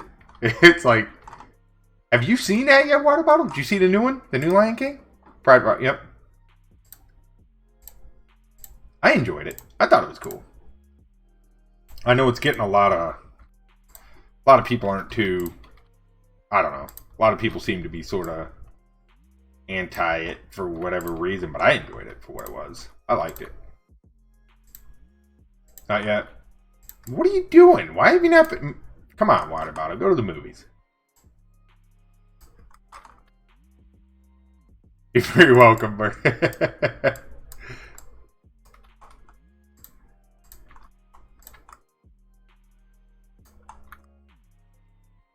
Toy Story 4. Now, see, I like Toy Story 4.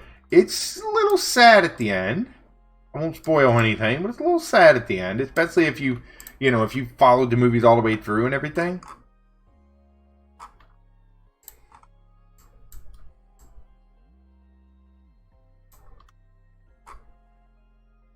Oh, are you, Chop? Nice, nice. This budget that's not good. So, I kind of looked at it the same way, and I wasn't really too crazy about it, Wolf.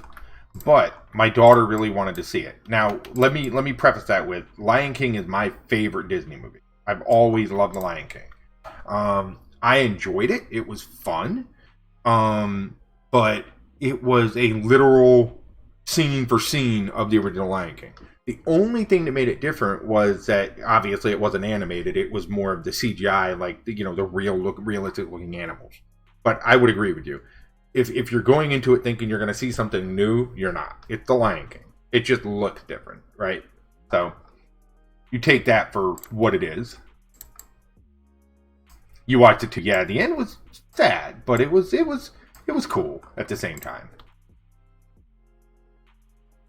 Yeah, I enjoyed it, Annie. Did you see Aladdin? My wife and my daughter went to see Aladdin. Look, I'll say this. I don't think I can see Aladdin. And honestly, and I'm not trying to be ugly in any way, shape, or form, I cannot see the genie being anything but Robin Williams. I just can't. It just doesn't work for me. You know what I mean? I grew up watching Aladdin. That voice, the over the top acting, the persona of Robin Williams. I don't know. It wouldn't feel right to me. You know what I mean? It would just be, for me, it feels like it would fall flat. I've not seen it. My wife and daughter went. They had a good time with it. You know, was it really good?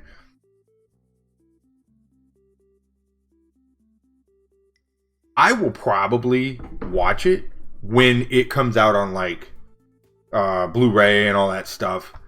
They went when it came out with a friend and their little girl, and they watched it. You know what I mean? But I might check it out. Was there? Okay. Will did a great job. Really? Okay. All right. I'll have to check it out. I love the original one so much, and you know, it just was one of those like, I just felt weird about it. You know what I mean? It was one of those.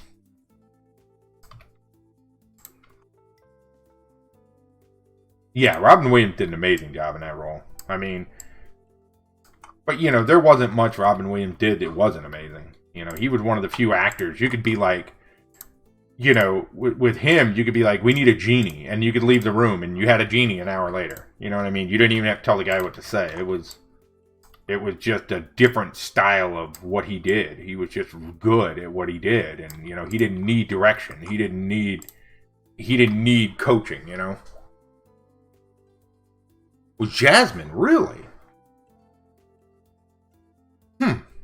Okay.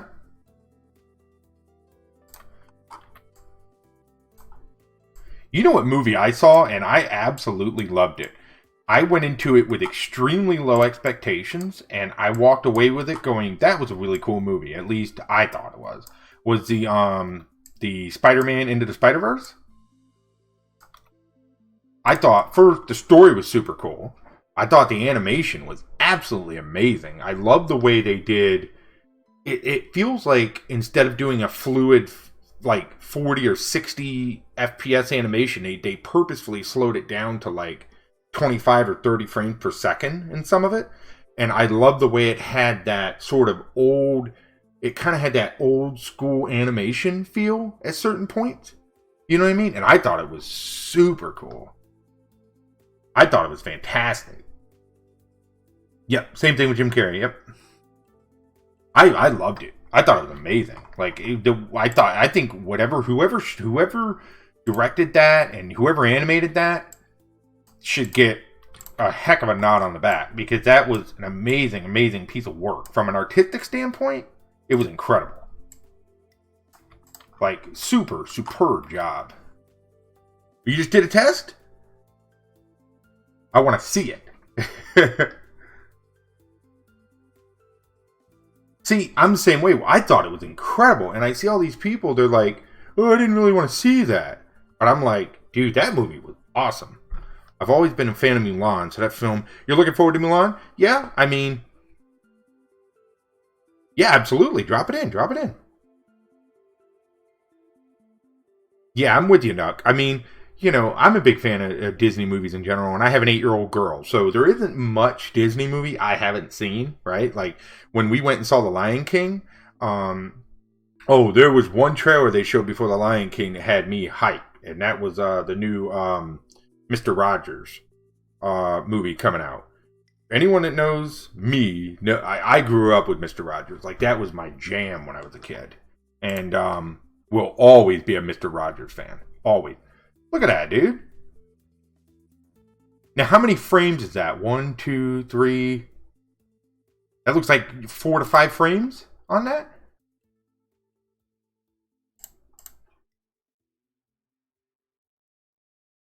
That looks great, dude.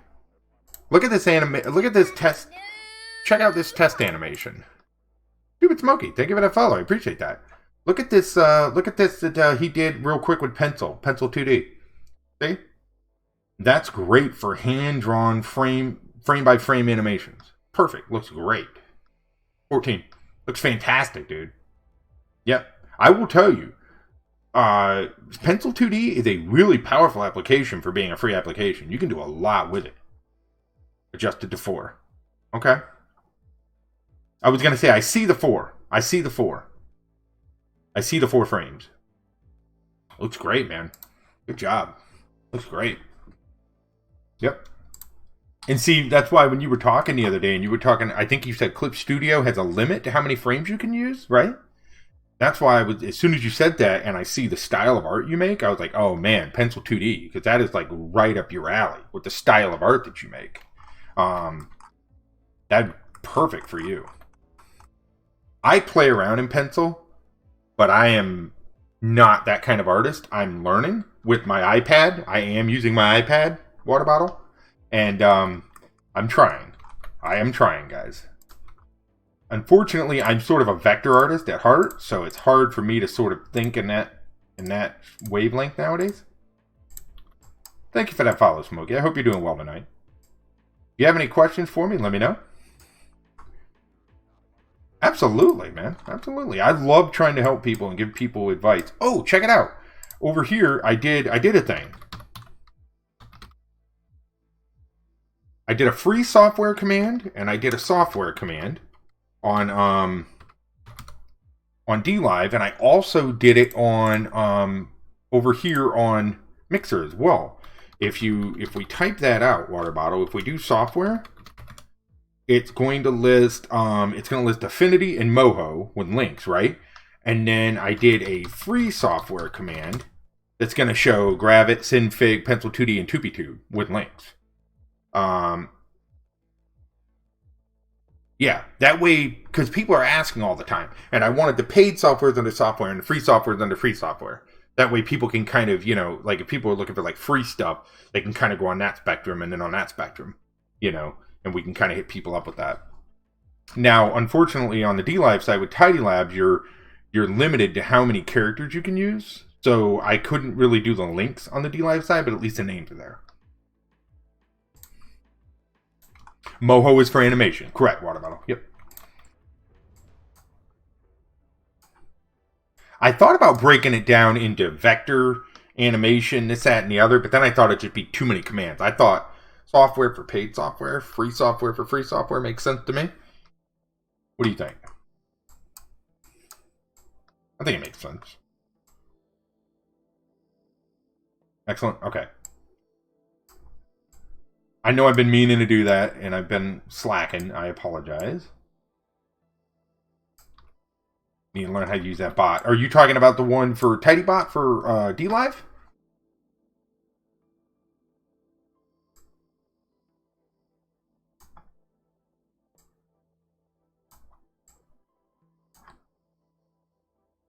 Because if you have any specific questions about it, I'd be glad to help you out with it.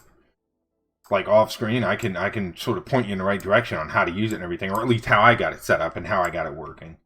Because I had to play with it quite a bit to get everything sort of where I wanted it.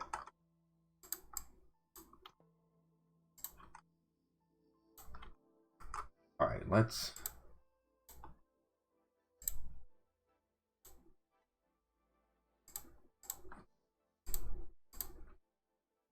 I'm not sure how I want to do the details way down the side here, because I sort of like the way that look, and I think I'll leave them at the tops for now, and we'll just kind of play around. Okay, yeah, let's go. We're not going to do... How do you guys like the look down the thing so far? Pretty good. Still using Gravit. Nothing wrong with Gravit. There's nothing wrong with Gravit, Annie. The thing is like... the reason I like to suggest all of the free softwares, right, is that, not all of us can just afford to go out and spend hundreds of dollars on software, right? And that's just the way it is. Especially if you're learning how to get into You know what I mean? If you're learning, like, let's say you want to start learning animation or start learning vector graphics, start for free. Always start for free if you can. That way you can kind of see if you really like what you're doing. You know what I mean? And then you can decide to pull the trigger on like a paid software. Hey, Frodo. What are you doing, buddy? I didn't even know you were up there. What are you doing, Frodo? Good boy. I didn't even know Frodo was up there above me. Guess he's been up there a while.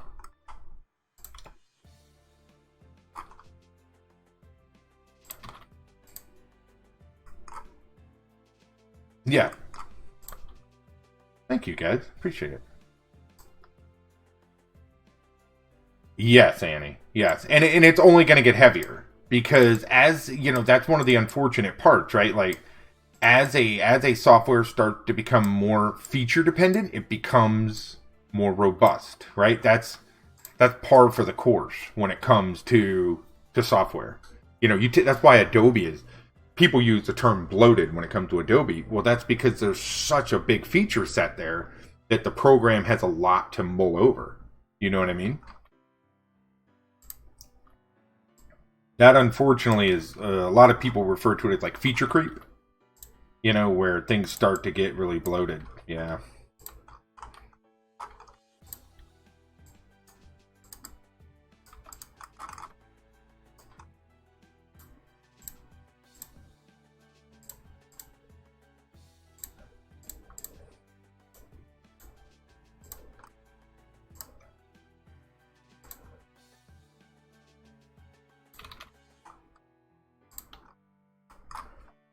Something in Sprite and then go to sleep. It's getting late in my time zone. Well, thank you for coming by. Have a great night. Thank you so much. And good luck with Sprite, buddy. Well, every time you learn a new program, it takes time. Absolutely, it does. And you know, that's the other thing is like, you know, and that's why, honestly, a lot of people I've talked to, friends of mine that are into like creative, that's one of the reasons they don't want to switch to Affinity, any of the Affinity products from like Adobe products, is because while the products are very similar, there is a learning curve, you know, from switching from software to software. So it's one of those things like they don't want to invest the time in trying to relearn, you know, what they already know, you know? Yep. Well, see, everything I do, I've learned from just digging into the software, you know? There's no better teacher than just learning. There is absolutely no better teacher than just learning. You open it up and you go. You know what I mean? And before you know it, you're making stuff.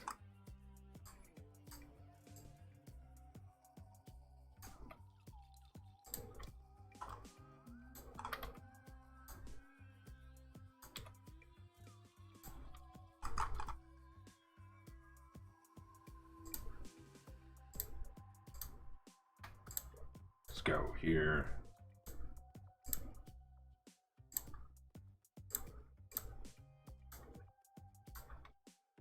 And see, that's sort of what I'm doing right now, is I'm sort of teaching myself how to do this stuff.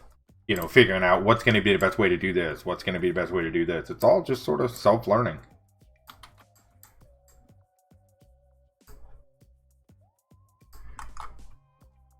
But, you know, I've always been that way with just about everything in life. Like, anything I've ever really done in life, I've always just sort of hit it head on. You know? Sort of stubborn in a way, if you will. Like, if I want to learn how to do something, I just dive into it, you know? Tube it. Yeah. Mm-hmm. Yep. Absolutely. You know, and there's no better teacher than failure. You know, you go to make a circle. Oh, that's not right. You know, you go to make another circle. Oh, that's not right. And then finally you get to the point, well, clearly I can hold down shit, but you know what I'm saying. Like, there's no better teacher than failure. And that's where you're really going to grow, is if you just keep failing and you keep forcing yourself to learn those methods. You're going to get better.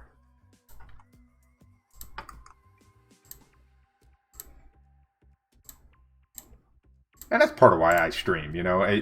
It's funny, and I say this, and it sounds silly sometimes, but it's true. Like, when I started streaming, I honestly hoped that it would inspire and or just motivate people to to hopefully, pursue their own interest in whatever it be, creative or whatever. Because, one of the hardest things when you start deciding you want to do something is figuring out where to start, what software to start with, and just how to get going. You know what I mean? Because it's one of those things, like, it can be very overwhelming if you don't know where to start, Today, I'm so used to fitting on my own. Yeah, absolutely. Hey, thank you for the sub. I appreciate that. Thank you so much. I don't know why the alert didn't go off. I will have to look at that. But thank you. Thank you so much. Yeah, no, we didn't have YouTube when I was a kid either. So it's like, if we wanted to learn something, for me, it was go to the library, get a book, and dig into it. That's how we learned, and so we're sort of, we have the ability. You have the ability to self-teach, Yep, absolutely. Making friends. It's like I tell people all the time, and I have people that come to me all the time, and they ask me, like, how do I do this? How do I do that? And I think a lot of people feel like they're bugging me, and I'm always like, you're not bugging me. Like, I really don't mind helping, if I can help someone else, then hey, why not,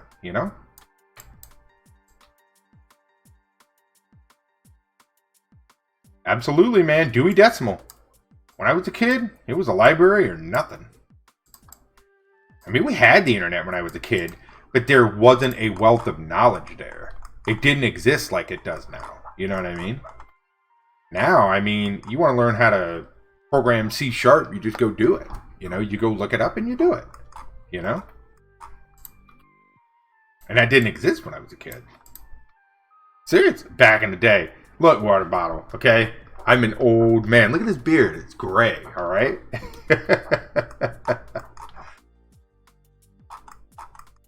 You laugh. Look at you. Water bottle. Back in my day. Is that what you're laughing at?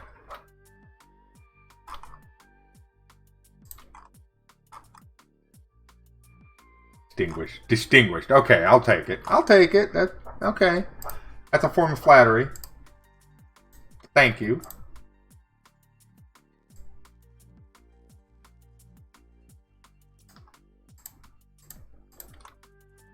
Want to have a full beard? Yeah, I hear you, Annie. You're old too. So the thing, the thing with a beard is, and this is, I believe this to be true, and it's proven. It's a genetics thing. Some people can just grow a beard, right? And like some people can grow a really big beard. Some people just can't really grow a beard well. What I'd say is sport what you have. You know what I mean? If you can grow anything, just go with it. Like, it's you, do you, Like, some people are just, it's the way it is, Waves. Waving a water bottle.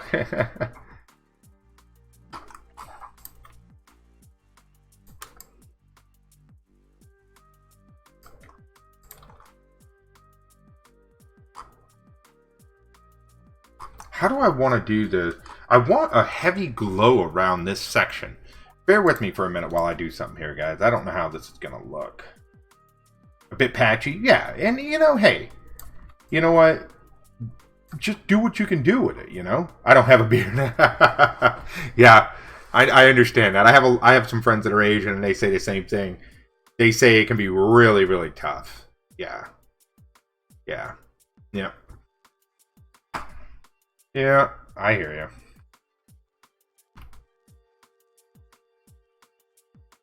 You want to know what I use on my beard? You guys are going to laugh. I actually use horse shampoo and horse conditioner. And the whole reason that I do is because beard hair traditionally is extremely brittle and it's very dry, right? And the horse shampoo and horse conditioners have a ton of like protein and oils in them. And so it's one of the only things I've ever found that actually makes my beard soft. So what I'll do is I wash it with the horse shampoo in the morning. And then what I do is after I wash it, I put the conditioner in. I leave the conditioner in, and then I rinse that out last. And it leaves it soft. Yes, water bottle, horse shampoo, horse conditioner. You heard it here first. Not joking. Not making that up. That's what I use. Mane and tail. Yep. Because it works. It works. I mean, it literally does. It smells. It doesn't really. It doesn't really. How do you explain it? It doesn't smell like it doesn't smell like a perfumey soap, right? Like it just smells like soap. You know what I mean? I don't. It doesn't really smell bad. It doesn't really smell good. You know what I mean? Nope. No apples, carrots, and oats. Nope. My friend's grandparents use. Yeah, it works. I mean, it really does work.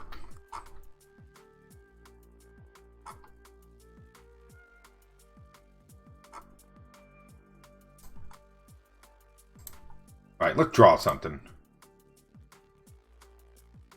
Your wife hates a mustache. Now, see, I do something funny. When I grow my mustache, I don't trim it over my lips, right? So it grows down past my lips, so it covers my whole mouth.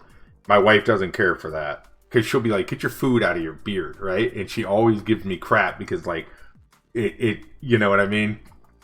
Yeah. I'm like old man River, like old Jeremiah Johnson style beard. It's the old Western style, just grow it beard, you know?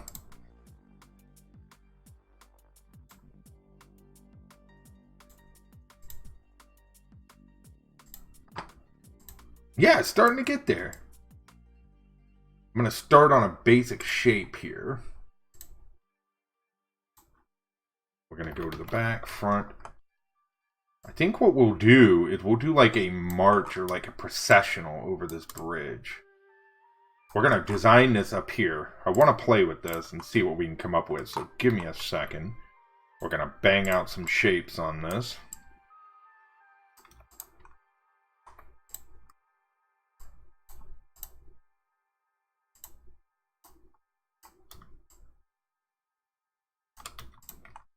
Alright, cool.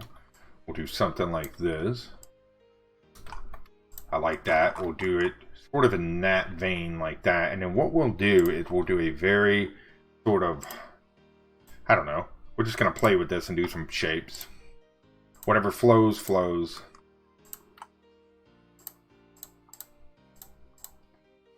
Alright, we're going to go like this. And we're going to go lighter for a minute. Actually, you know what we're going to do? Hold on, I'll show you.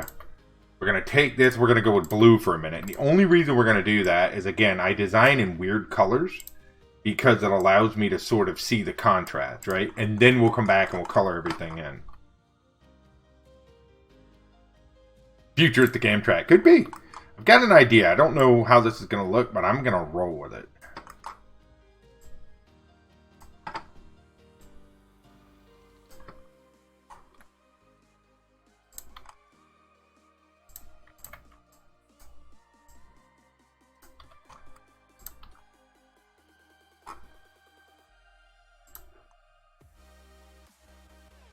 Let's do here on the front. Let's do something like this and pull this back a bit. I want to do something here. I want to make it look like some sort of a transport vehicle that's sort of floating, if that's the right word, or like, think Star Wars. Something sort of mid-air, like levitating or floating in the air, I think. We're going to do something sort of futuristic sci-fi looking, I think.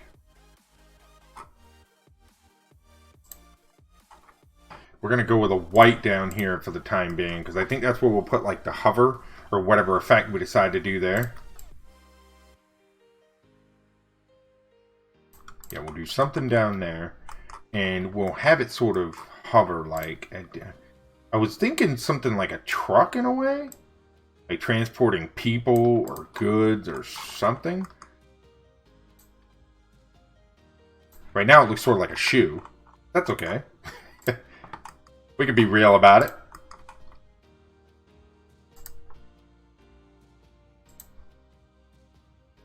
Well, I want it to be sort of not. You'll see. You'll see what I'm doing with it. It's going to be floating, but at the same time, it's going to be pulling something. So it's going to be more like it's the force that it uses to propel itself, but then it's going to have something in tow.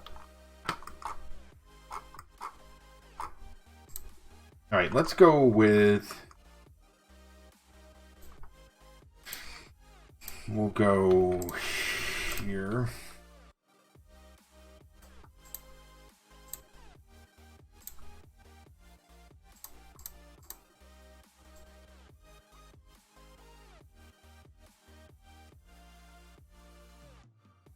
We'll go with 8. We'll leave it at 50% intensity. Now, what we're going to do to prevent that glow from coming up the back... Yeah, like almost like, yeah. Mm-hmm.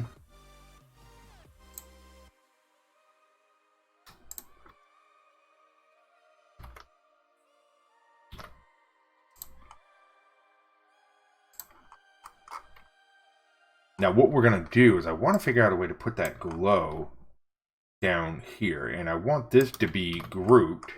And we're going to cut it, and we're going to put it right in front of the sun. So it's sort of floating in this general region, like right here. You see that? And I don't want it centered. I think what we're going to do is we're going to sort of slide it back. And then we're going to play with some of the color arrangements of this. And then we'll do something to sort of sell that effect there. And also with the coloring. Now, I think what we'll do, we might have it pulling people.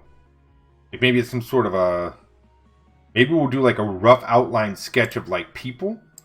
That maybe like a group of people or something that it's pulling. Like some sort of a slaver vehicle or something. So we could do... We'll just do a real quick sort of a silhouette. It's sort of a selling point, right? Not necessarily what we're going to do, but you'll kind of get the immediate effect of what I'm thinking. Maybe we'll have like, or like a group of... You can, and that's one of the really cool parts about vector art. So that's one of the reasons I absolutely love vector, is so I will make things at whatever size that I want, right? Like I'm not restricted to size, because like let's say we made this tank at this size, right?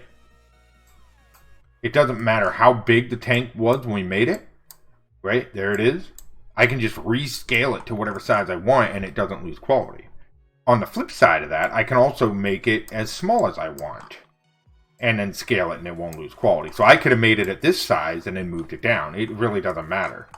You could have made it either or, you know? And that's one of the really, really cool parts about vector, is that you can really play around like that. I kind of use the terminology lazy, even though it's not. But what it allows me to do is not stress out so much about what size am I making stuff. It just lets me sort of make with whatever idea I have in mind at the time. And then sort of play around with placement later. And that's one of the reasons I really love it, is because it allows me to do that. Like when I'm making a scene, if I have an idea, like I want to make a whatever, I'll just make it. I don't even take into consideration the size of anything else. Like you'll see me a lot of times. Let's say this was like a crate or something, right? And I was like, oh, I want a cup on top of it. You know, I'll make the cup this big, like this. I'll finish it, and then I'll just scale it down and then move it where I want it. See what I mean?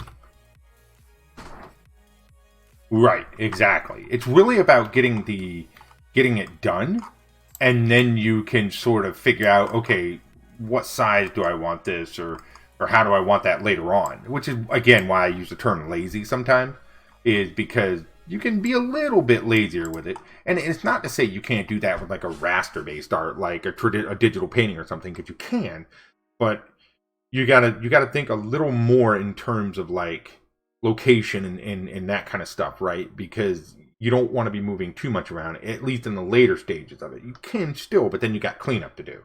Where with vector, I can make it and then just boom, resize it at any point. Right. Yep. It's pretty cool.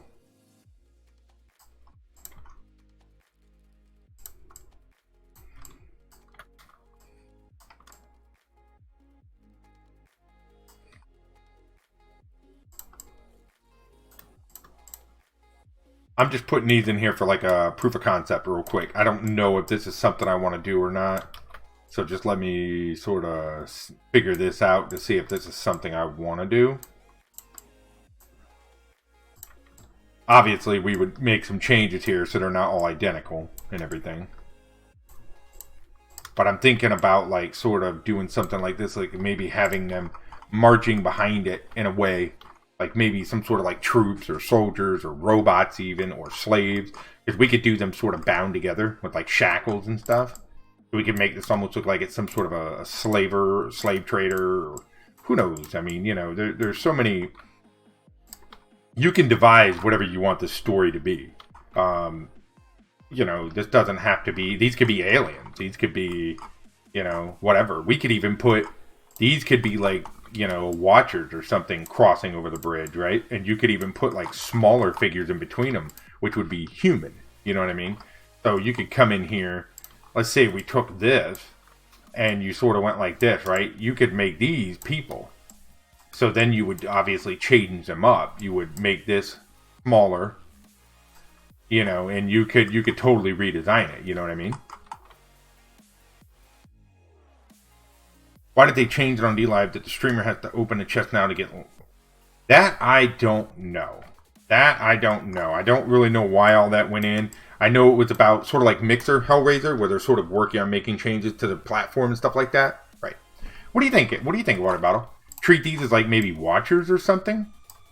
And then maybe we'll put like humans sort of scattered around in between them, like this.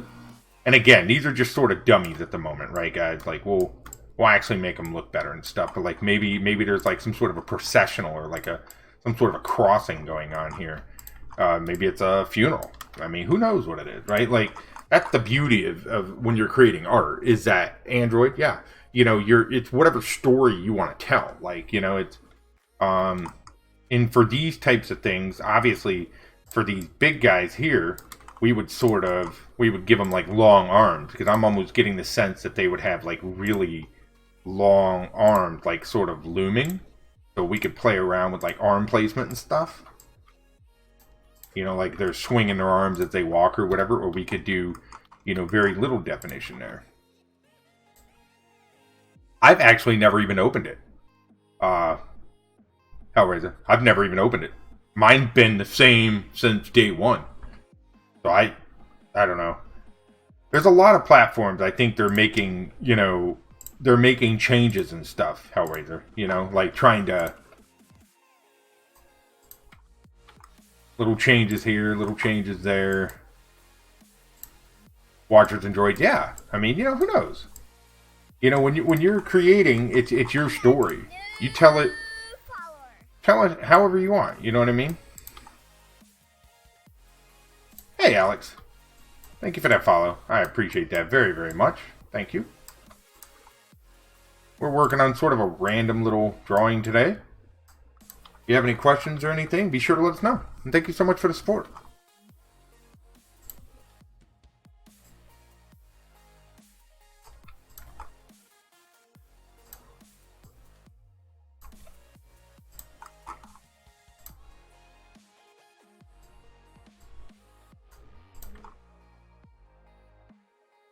Yeah, we'll do something like this. Drag it like this. Now watch this. We'll do just a small sort of hand shape here. You know what I mean? I don't know. Who knows? I mean, you know, this is where I say that like sketching and everything really comes in to be a valuable thing. Just have fun with it. You know, like don't... What I generally do... I saw somebody do this once, and I sort of do this when I draw and stuff, is just shut your brain down in a sense, right? Like, just shut it down a little bit and just create. Don't think so much. Like, just have fun. Let your hand and your brain just make stuff. You know what I mean? And you will eventually... Something will come out. You know, it may not be good. You know, you may not be completely happy with whatever it is. But you're going to create something. You know what I mean? And sometimes the creation of one thing will lead to something else. You'll create something. You may not fully understand what it is at the time, but you may take it and go do something else with it later. Be like, oh, cool, you know, and it may spawn another idea.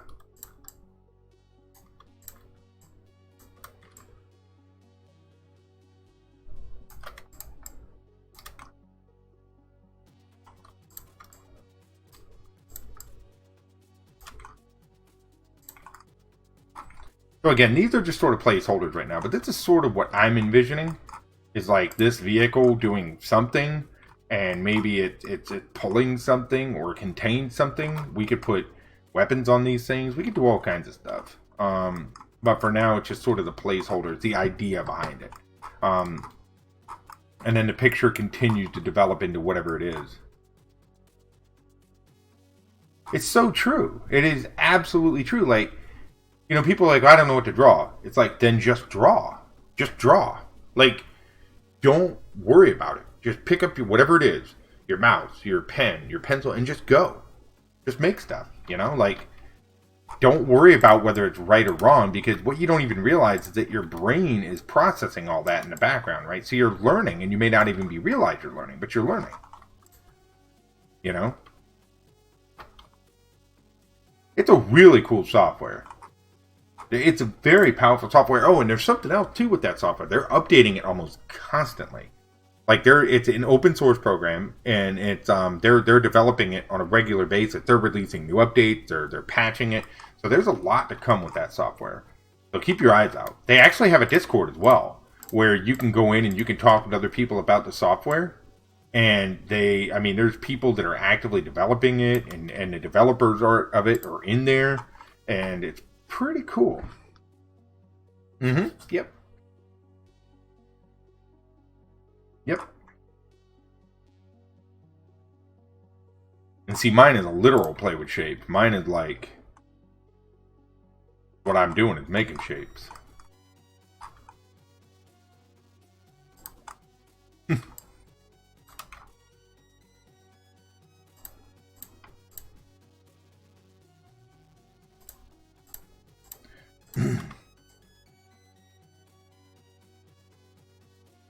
I always hear this guitar, and I say, just look around. See, and that's it. I don't know if you were here when I started the stream. I was actually talking about that. Somebody popped in and said they didn't know what to draw, and I'm like, okay, here you go. Pick up a phone, draw this. Look around on your desk, pick up this pencil, right? Draw this. Pick up this cup, draw this, right? Like, there's inspiration everywhere, and you might not even realize it, but like, just look around your room and be like, oh, there's a cat, draw the cat. You know what I mean?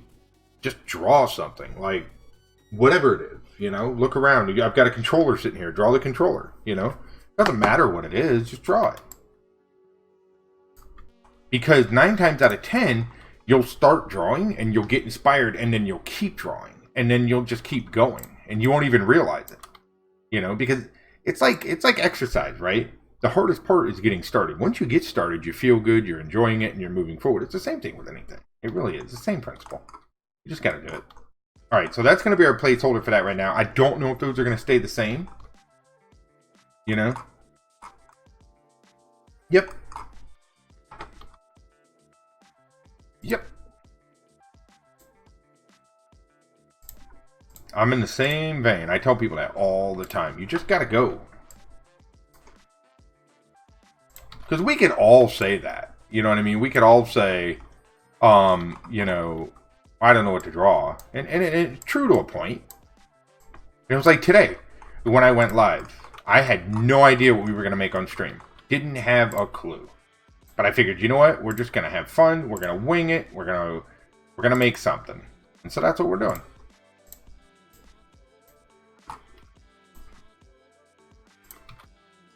Now, will this turn into an absolutely amazing finished piece? I don't know. You know, it may be more of a learning piece. Who knows? You know?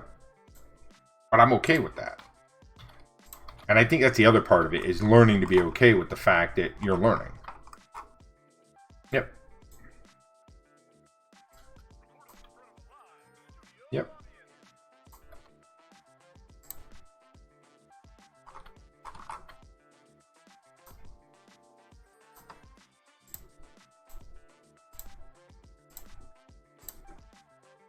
What are we going to do? We'll draw a little shade on that.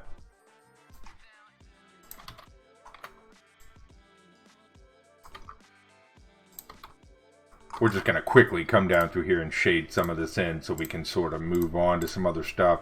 And then I want to do some stuff with that sun. I really want to make that sun pop. I don't know how yet, but we're going to play with it.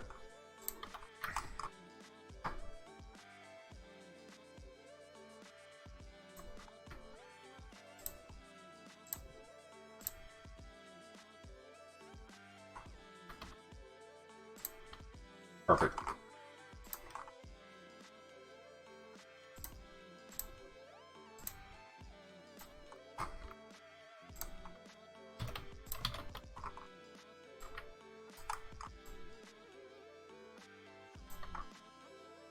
Purple's cool, right? I love using weird colors when I do this water bottle because I feel like, you know, I want to do something different. You know what I mean? I want to do. I don't want to just do your same old green and browns and, you know, it's like let's have fun with it. Let's push the envelope a little, you know. And nothing against people that use those colors. I mean, they're beautiful. I like colors, and I like looking at things that might be a little different. You know. I don't know. Maybe I'm weird.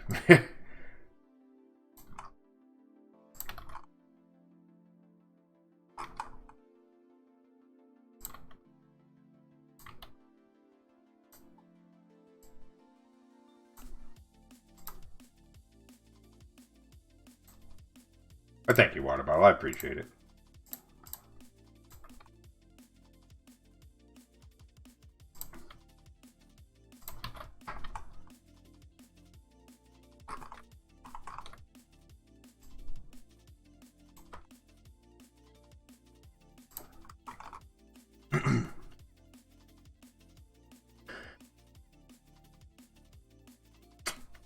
I don't know what I want to do back here, though, for these.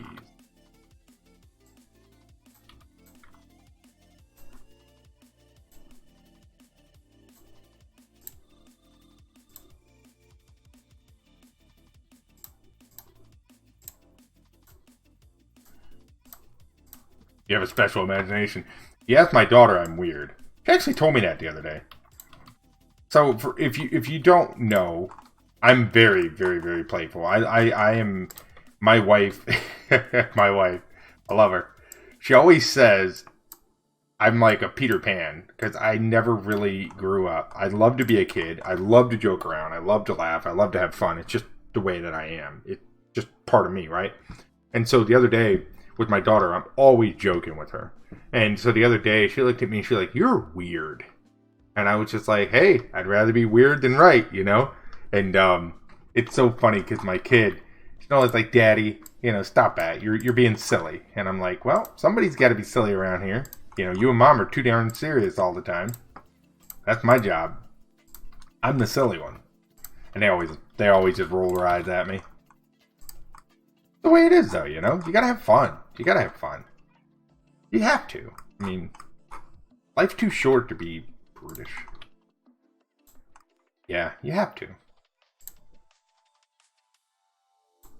I used to not be quite as happy and stuff all the time. And one day I was like, you know what? Screw it. I'm just gonna be happy and just relax and chill out and just, you know, because why not?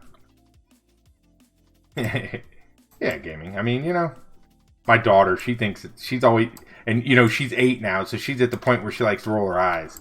So Dad will say something, and she'll be like, she'll just look at me, and she'll be like, you know, because she'll know that I'm goofing around.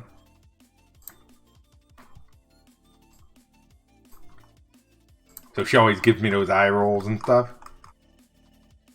I'm like, hey, thank you.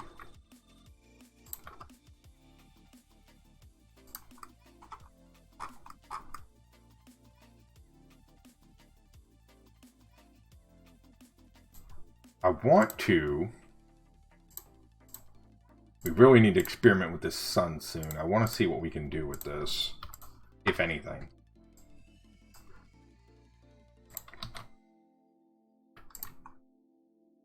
Yeah, it's looking cool. I think I want to make some changes to the way this works and some stuff over here as well and see what we can do. We'll finish detailing this out real quick because we're about...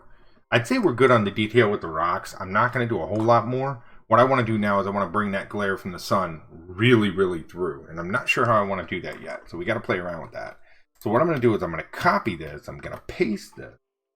I'm going to kill the stroke on it, or kill the outer glow on it. And we're going to play with like oversaturation and see what we can do with it. Yeah, right, gaming? Yeah, I mean, you know, it's just one of those, I don't know.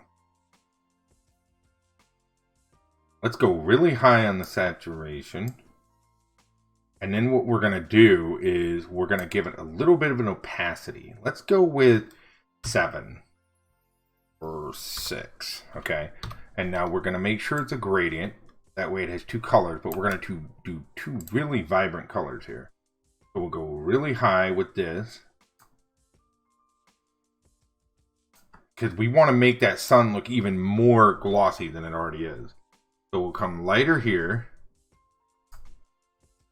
And we'll saturate it some. Now, let's go with, what are we at? We'll go 50. So let's look at where this is. We'll find it in the layers panel. Oh yeah, I like that. Definitely already got a better look to it.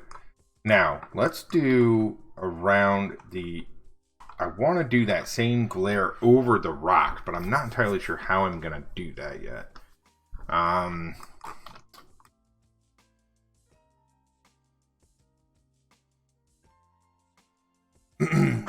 Yeah, it's so that's the cool part, gaming, is that if you're used to Adobe, they're very, I would say, I'm going out on a limb here, I would say they're in the 90 to 93, 94 percentile range with how similar they are with how you function, right?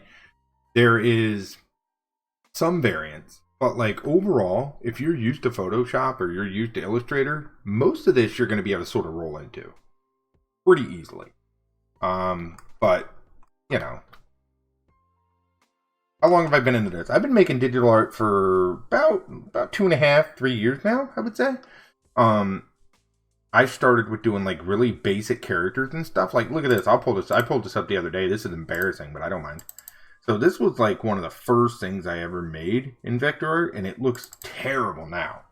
Like when I go and I look at this image, it makes my eyes cross because it looks so bad to me.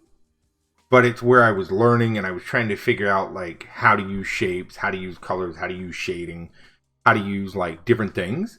And so, you know, the cool part is you can look back at it and you can appreciate it and go, oh, well, this is where I was beginning, right? And you can sort of see your growth, which is really cool. But, you know, I started with doing like really basic stuff and then just kind of worked my way up. Like some of the other stuff I did early on. Let's see, what else is in. And I mean, there's some things I did originally that I really liked. But there's some things I just, you know, it was a learning thing and it was all about like trying to figure out where I was going and everything. We're going to do that water bottle. I was actually talking about that the other day. I think what we're going to do is we're going to go back. We're going to open some of these and we're going to pull up the old one on the left and we're going to completely redo it in the right. Just to get a feel for what it would look like now. You know what I mean? We're just gonna start playing with it.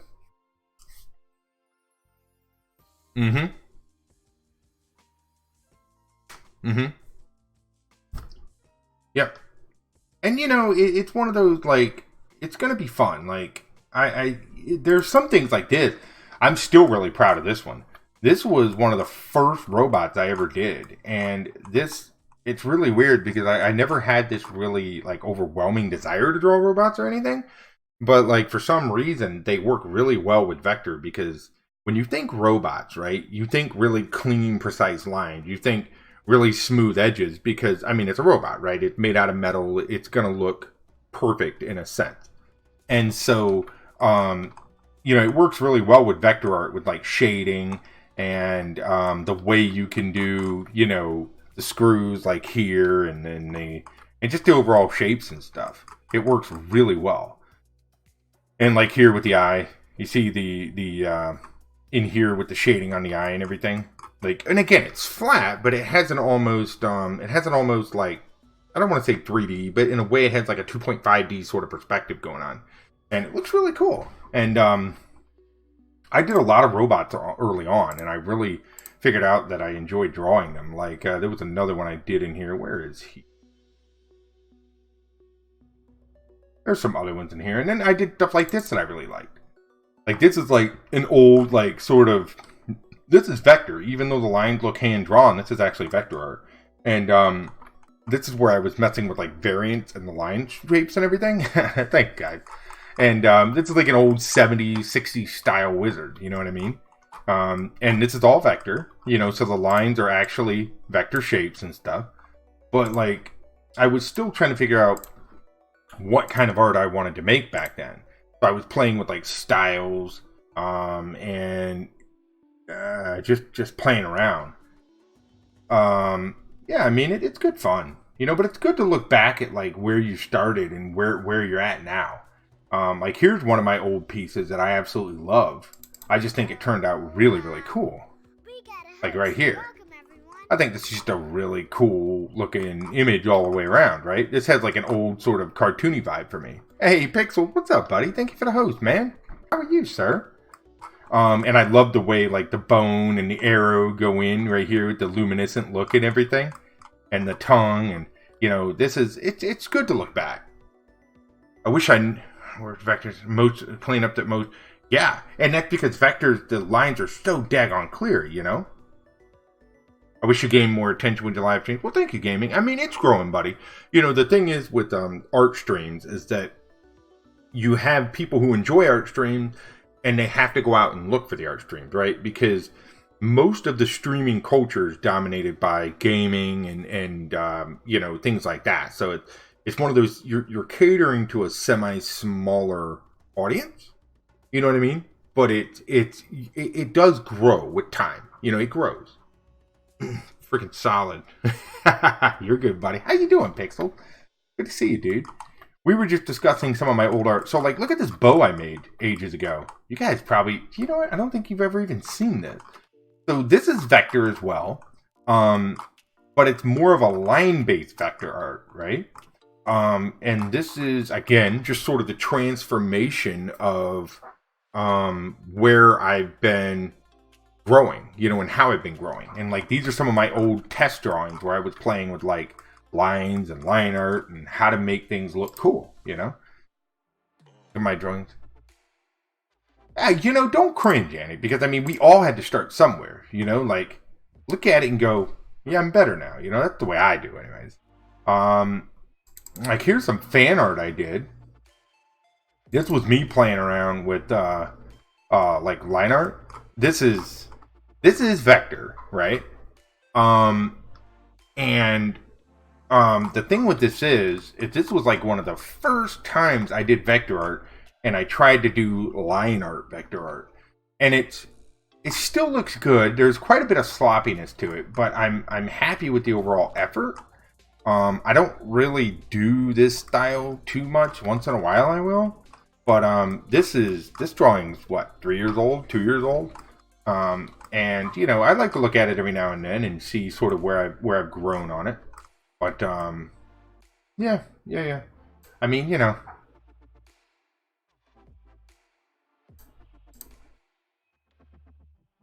What else we got? Now, this is some of my favorite stuff. For anyone in here who's a Binding of Isaac fan, here's a drawing I did of Isaac holding Guppy. I don't know if anyone here plays Binding of Isaac or even knows what it is. It's one of my favorite games. But here's an old, this is one of the first vector images I did, you know, playing around with like line art again, because this is vector, so you can see these are vector shapes, right? But the way I did the shading and the blood and the in the blood and all that, and the eyes and the tears and everything, yeah, I mean it's good, comes and goes.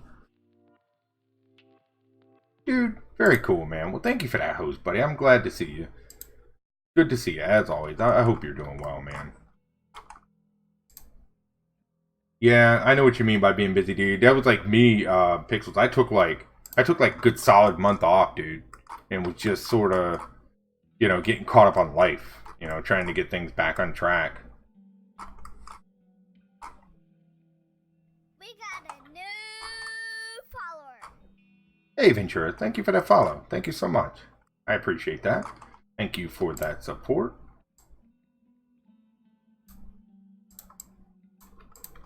Alright, so we're gonna sort of keep going with the details here. Now, I want to do, bear with me a second, I want to see, how in the heck do I want to do? Any game with PUBG is awesome.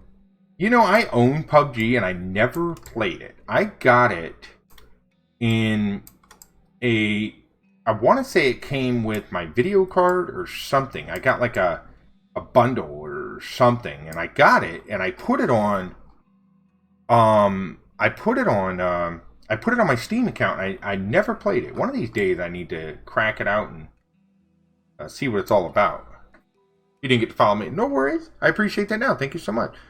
They are pixels. Yeah, it's growing a little bit everywhere, man. It's good all the way around. Good all the way around. Can't really complain, dude.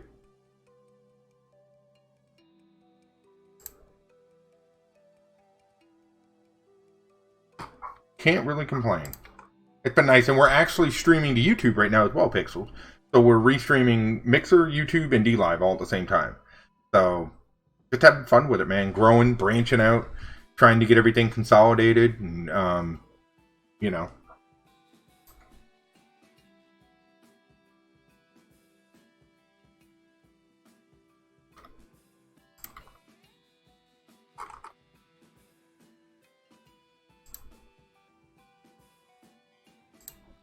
I want to try something.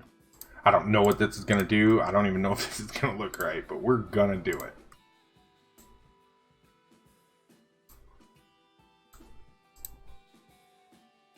Let's give this a solid color. Let's go in front of you. Yes. Now, let's take it.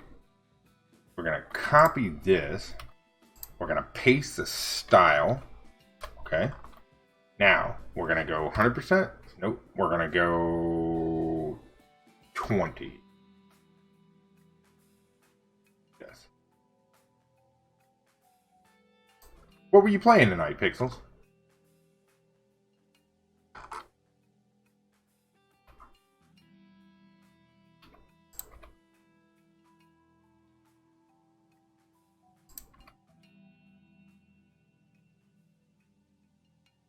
Alright, let's...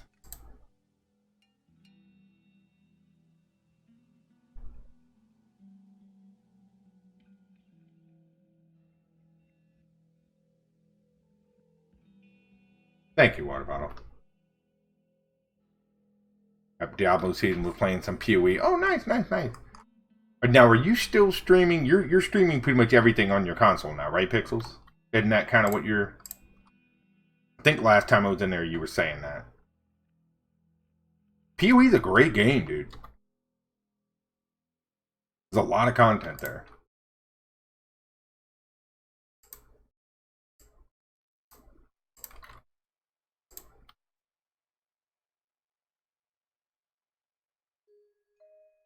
Yeah, guys, if you're not following Pixels, please do. He has started streaming again. I know he's primarily streaming from his console, but he is a really good guy. Super fun to hang out with. Definitely give him a follow over there. I would appreciate that.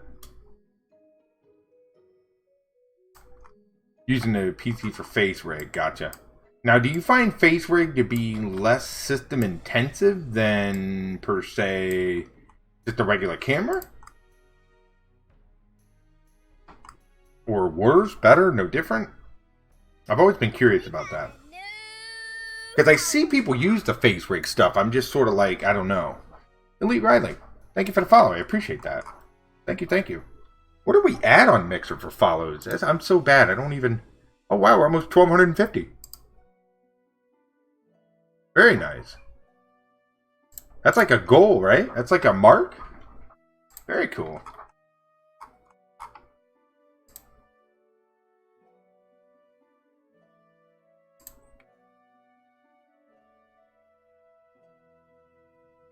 Like running 2 games. Really? Hmm.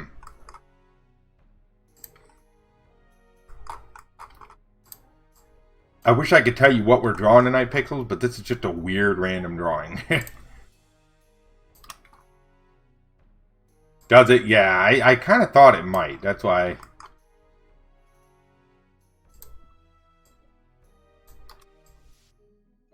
I figure I just stream my face. It's goofy enough, right? I don't need a face rig. You know, it's funny. We were talking about that one day with, like, streaming with a camera. And there's a lot of people that, you know, they're afraid to, I guess, you know, go on camera and stuff. And it's funny for me because from the very first time I streamed with a camera, It never really felt weird to me. In fact, it was like within the first few minutes, it was just like you almost figured. Well, for me, I almost figured the camera's even on or even there. Like it doesn't even ring a bell anymore. You know, like you just sort of do your thing. I mean, wouldn't play and stream well enough, so I moved to Xbox. Yeah, I got you, man. I got you.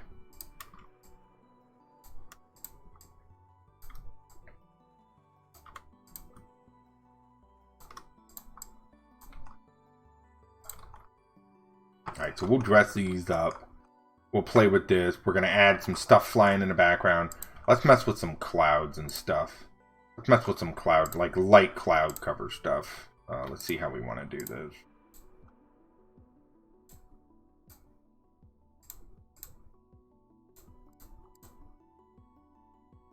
Face rig. You can still pick your nose, though. Yeah, that's a good point, dude. That is a valid argument. I never really had a problem with the camera, though. Like, it was, I don't know. I see people that get so, I guess, you know, and everybody's different. I get it.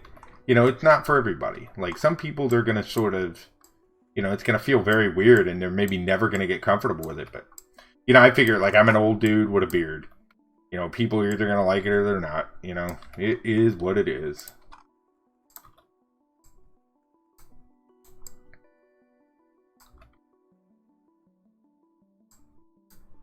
Now, one thing that I can say that is hard to get used to is your voice. You know what I mean? Like, I don't care how long I stream or how long I do what I do, my voice will always sound funny to me. At least, I think so. You know, but I know everybody's going to be different with that, with like how how they perceive their voice. But my voice, I've never been a fan. It's just one of those things. Have you tried a Bob Ross remake via Vector yet? I haven't. You know, we could do that one day. That's actually a really good idea, Pixel. We should try that. Like, get a Bob Ross painting and try to vectorize it and make it look vector, make it look really clean, and see what it's all about. We could do that. That might be fun. It'd be a heck of a challenge, I can tell you that. Go a little lower. We'll go 30. 30. Before, but been trying it for over a month now, and I can yeah, and you get used to it quick, don't you? I mean, you really do. See what about that's what I'm saying. Like, it's one of those things. Like, we don't usually hear our own voice, right? Like, we don't ever hear it. But then when you do hear it, you're almost like, wait a minute. Well, how do you say that? No, we do hear it because we hear ourselves. But it's like when you hear the playback of it, it almost feels foreign because you're just kind of like, you know what I mean? It's strange. It's a strange anomaly. I might have to do that, Pixels. I might have to do that. Might make me look like a fool, though, Pixels. I don't know if I could pull off of Bob Ross and Vector. Yeah, you get used to it quick, though. Like the camera and stuff, and it just becomes sort of a normality. Like leaving a voicemail, yeah. Yeah, we hear ourselves via bone conduction.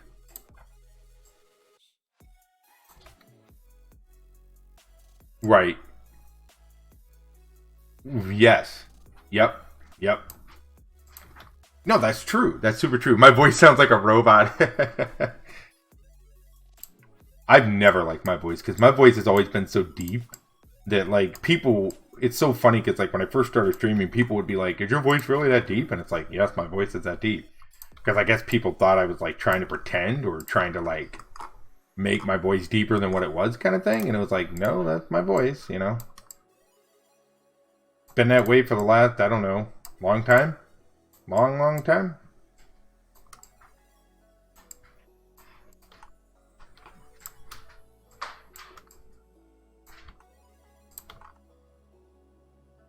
Yeah.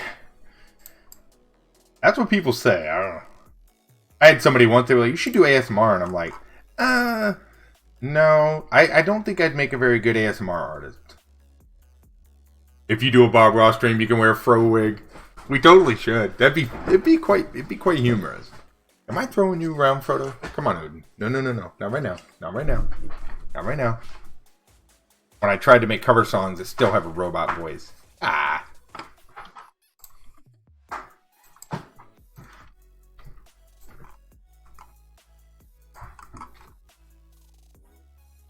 Surprised when I did a cam and mic for the first time. They thought I was a female because I do cute anime and stuff.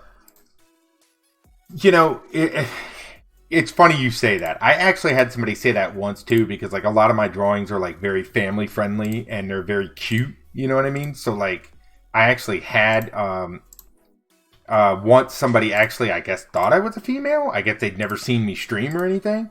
And I was like, I'm actually like an old guy. But I appreciate it. You know, I appreciate the kind words.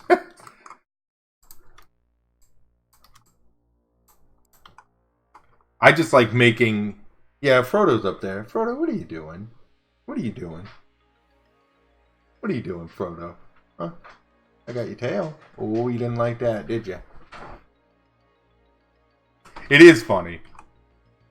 I just like making cute stuff. You know, I don't like doing... I'm not really into, like, heavily gored art or, you know, anything like that. I like making cutesy stuff, so that's why I do it.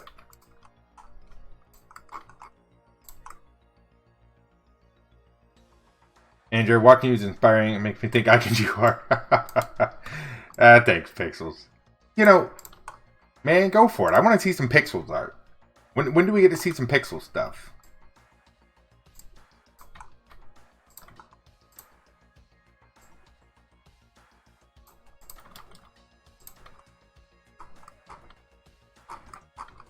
Ooh, watch this, guys. I got an idea. Let's do this. Let's put some fog down here in this valley. What do you guys think? Like a foggy haze sort of rolling through the valley? What do you think? Let's try it. We're going to start with a very basic shape like this. We'll see. Ah, come on, man. I'd love to see it. I like art. You know, like I'm one of those people, I enjoy art for what it is. All right, now watch this. That's going to be the basic shape we work with, okay? So what we're going to do is we're going to cut this thing away into pieces. We're going to go with it. Oh, really? I like doing pixel stuff. Thank you for the ice cream. I sort of have to be in the mood to do pixel art though, because it sort of is a different train of thought. Thank you, Chop. I appreciate that ice cream, buddy. Okay, so this is going to be the fog piece, and it's going to be dimmer. It's going to be somewhere in that color spectrum, right around 20%. What we're going to do, I like to say carving, because that's essentially what we're going to do. We're going to carve this thing into pieces.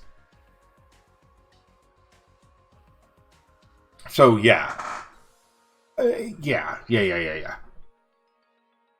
Vectors, get me. There you go. That's a new mixer channel right there. Waiting to happen, brother. Get on that.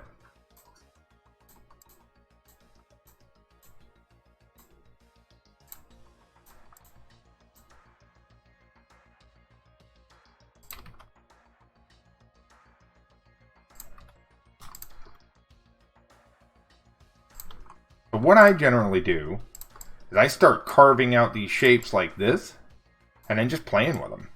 And then basically just moving things around. And again, it's going to be 20%, so it's going to be very dull. But basically just carve this out like this and just play with the shape. Basically add points, move points around, do things like this. That's all I do. Now whether that's right or not, I don't know. I don't think there really is a right. It's just whatever you feel is good for you.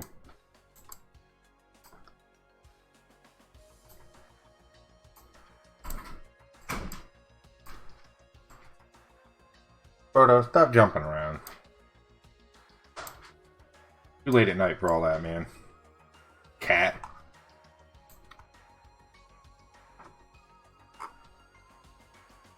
Yeah, go right ahead. Yeah. Yeah, we're going to give this a little bit of a Gaussian blur as well. We're going to go like maybe 1. Yeah, right there. You see that? So it'll have a nice little... We're going to go 10%. So it's just sort of vague. We're going to have it very, very light. Yeah. Go right ahead. Share it.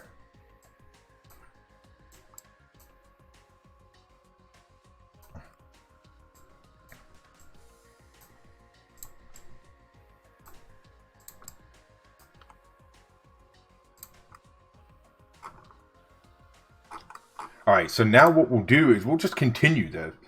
We're basically going to just sort of come up here. Now watch this. I'm literally just going to make a shape like this, right? Which is just a very, very basic shape, okay? And then we're going to cut it out, and then watch this. Then we'll just manipulate these shapes around. Let's turn off the Gaussian blur for a minute, though, so we can sort of see what we're doing, and then we'll turn it back on when we're done. Here. Well, it doesn't look bad. The only hitch that I see is where the legs cross. It looks like it needs maybe one more frame in there. When the legs... When the back legs move by the front leg. The only spot that I see. To me, it's sort of like... Thank you, water bottle. I appreciate it. I'm trying, guys. Nice having supportive folks around.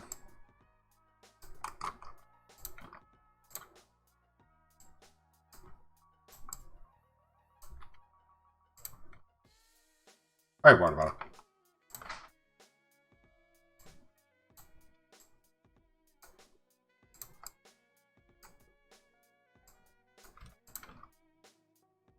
What's that, Judged?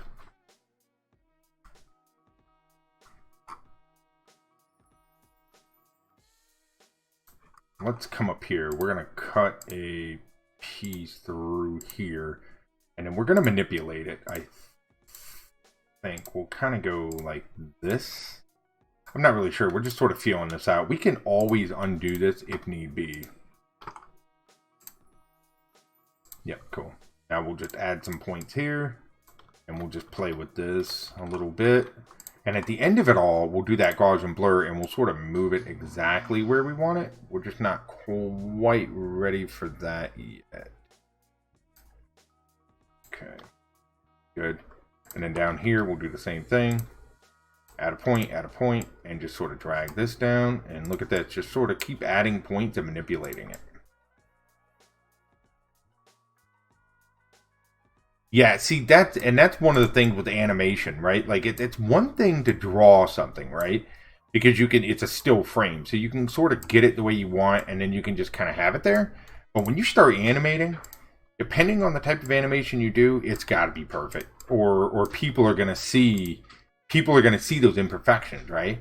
They're gonna be like, you can see it because I mean that's why animation is such a challenging endeavor. That is. You know, it takes a lot of practice. It really, really does. That's why people, when they come into stream and they're like, I want to do animations. And it's like, okay. You know, and it's like, what kind of animation do you want to do? Are you trying to do like frame by frame? Are you trying to do, like, when you say animation, what is it that you have in your mind that you want to do? You know what I mean? You answer that for me and I'll try to point you in the right direction. Because animation is a whole nother animal when it comes to creative stuff. It's one thing to draw it, but bringing it to life, that's a challenge.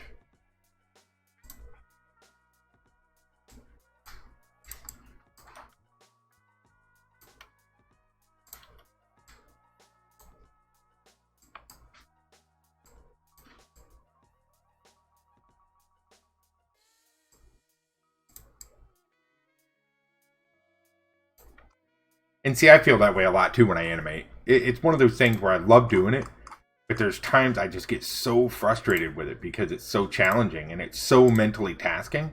But I also realize that every time I do it, I'm getting a little better at it. You know, it's one of those. It's just you just gotta kind of roll with it. You know what I mean?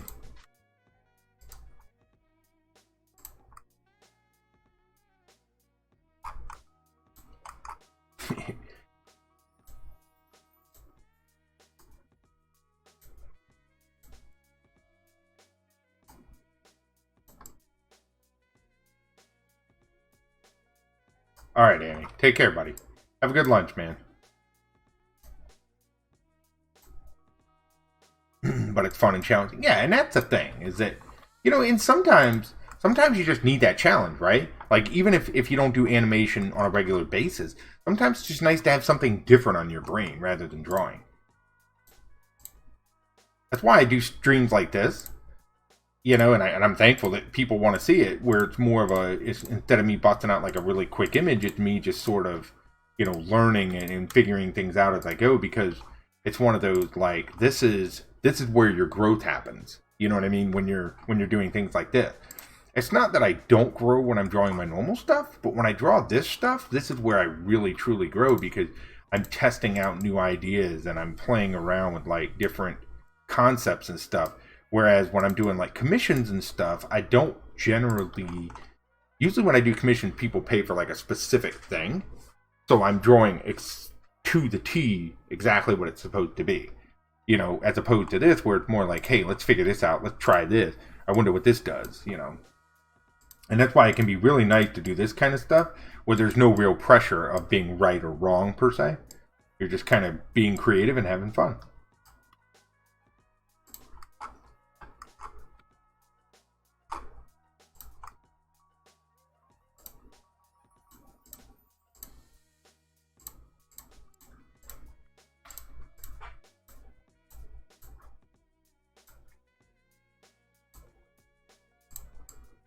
Alright, so I think what we're going to do is we're going to cut this.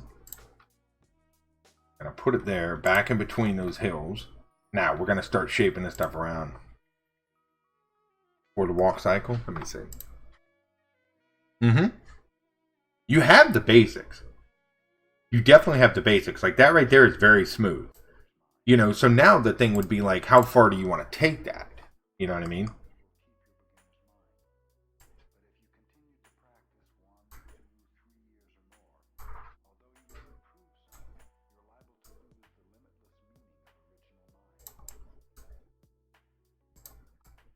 Yeah.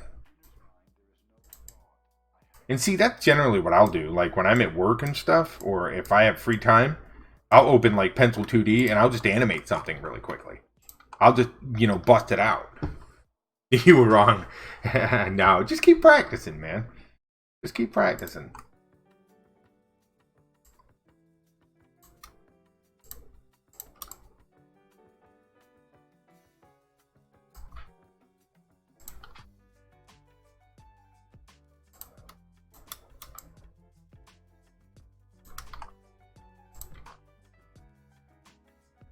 Right now, for this, we're going to copy this over top of it, because I want this to have a couple different... Yeah, I like that. Flip it and flip it.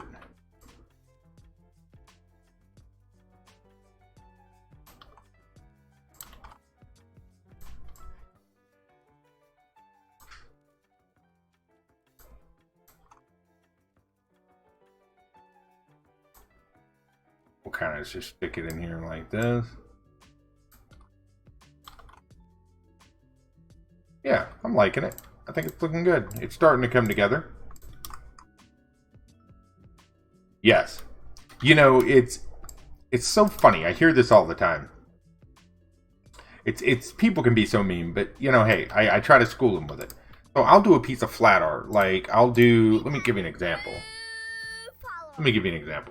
Hey, Marcia. Thank you for the follow. I appreciate that. So, like, we'll take this for example. This is what I did for birthday. This is a character version of Water Bottle, my mod, right? And we were just having some fun on stream with this. And so, not specifically this image, but like, I'll get people, they'll look at like a flat image or like flat vector art, and they'll be like, oh, that's easy. Or I'll get people to say like, oh, that's not art, right? I've had people say that. And I'm like, okay, cool. So I'll challenge them. I'll say, well, you make it then. You know what I mean? You go for it. You make it. You know what I mean? It's like, you go ahead and try to do that. And then, they'll go and do it, and it won't look anything like that. And the trick there is, like, whatever form of art you work in, whether it be pixel, vector, raster, whatever, you begin to develop a comfortability factor with that, and you begin to develop like a rhythm where you can make that kind of art, right? So you become good at it. While it may look simple to someone else, where they may be like, oh, I can do that. Let them try it. You know what I mean? And pixel art's the same way. While it looks very simple in its iteration, it's not. Like there's a lot of color theory, a lot of color depth. Like there's a lot going on with pixel art that you really have to pay attention to and understand. Same thing with flat art. Like even if I go even flatter than this, yeah, water bottle. Even if I go flatter than this, like let's go with like even, what did I do the other day? Here you go. Here's a really good example. Like this is a picture we did on stream of my daughter. I'm doing really good, Shinobi. How are you? So this is a picture I did of my daughter as a superhero on top of a robber car, right? With these police chasing it. This is what you would call traditional flat art, right? Like flat style art. While it may look very clean and very simple to some people, it's not as easy as it looks, because getting in what looks like depth and those things with flat shapes can be really tricky. It can actually be even more tricky in some cases than doing like a raster drawing. You know what I mean? So it's one of those, you know, it's how good you get with whatever medium you're using, whether it be, again, whatever medium it is. Yeah, I've had people say that to me before, and I just brush it off, and I'm like, well, you know, if it's simple, you go do it. And I want to see. Go ahead, I challenge you. You know, let me see what you can come up with, and that's really the best way to do it.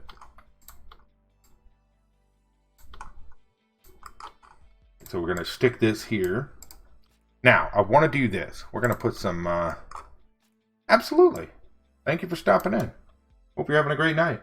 If you have any questions for me, we do sort of a open, sort of a teachy stream here. So if you have any questions, like what I'm doing, how I'm doing it, softwares I'm utilizing, you know, whatever the case is, feel free to ask. Otherwise, just hang out and enjoy, and thanks for being here. We appreciate it. Thank you so much.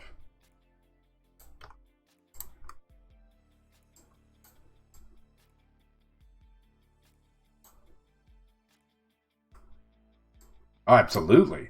Like there's some flat artists I watch, and I'm just in awe when I watch them. It's like, wow. I mean, you know, they're better than what I am with what I do, and it's so inspiring when you watch what people can do with so little. You know, just the smallest details, they can make the most amazing art, and it's like, wow. You know, you really, it's a technique. You know, and it's even like when I watch what you do. Like me and Raster are like I just struggle with traditional hand, you know, like line art and stuff. Like it just eludes me anymore. Once upon a time I could do more of that stuff, but nowadays it's more like I'm really into vector and pixel and stuff like that. But again, I appreciate all forms of art. I'm not an elitist. I enjoy watching art regardless of what it is. One of my favorite mediums, actually, is watercolor. Watercolor is probably my absolute most favorite art form or medium to look at. Like, when I did traditional media, watercolor was my jam. I've got quite a few watercolors that I actually did back in the day that I absolutely love. Looking really cool. Thank you. I appreciate that. Yeah, we're sort of... this started as a basic concept, and now we're just kind of turning it into a finished product, and we're kind of working slowly. I'm still not 100% sure what I want to do on the bridge yet. We're just sort of... I'm thinking like some sort of a vehicle with like a processional, like of people behind it or something. Just kind of having some fun with it.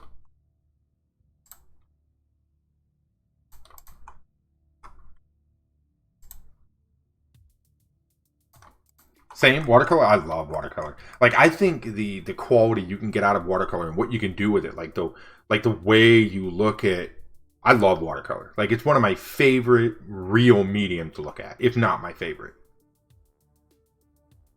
Who is it? I have a friend on Twitch that does watercolors of these little characters, and they're absolutely adorable. I wonder if we're talking about the same person.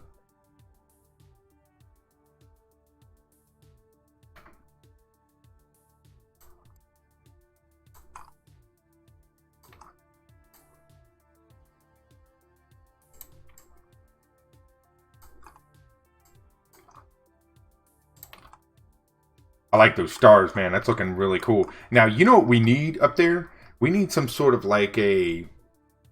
What should we do? Should we do like some sort of a vehicle up there? Like a space station or spaceship? Or should we do...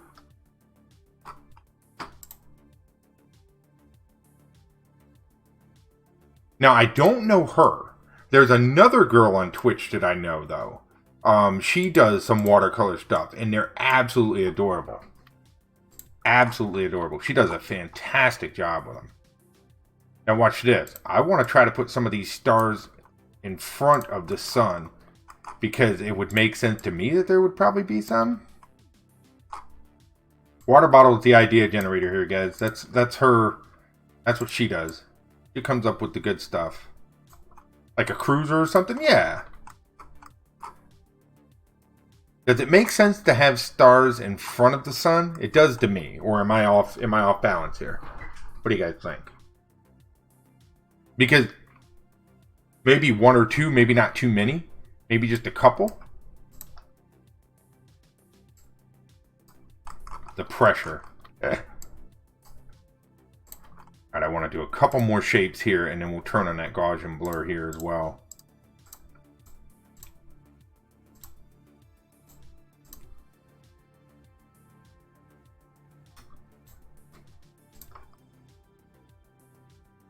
Oh, so guess what I ordered? And it came in today. I ordered a musical instrument. But I'm not going to tell you what. Oh, that's adorable, dude. Yeah, see, and I love watercolors. I will have to find the girl that I know. The girl that I know. I'm trying to remember her name. I'm trying to recall it. Yeah, I ordered something today, water bottle, but I'm not going to tell you what it is yet. Because I don't know if it's something that I would actually even consider doing on stream or anywhere near stream.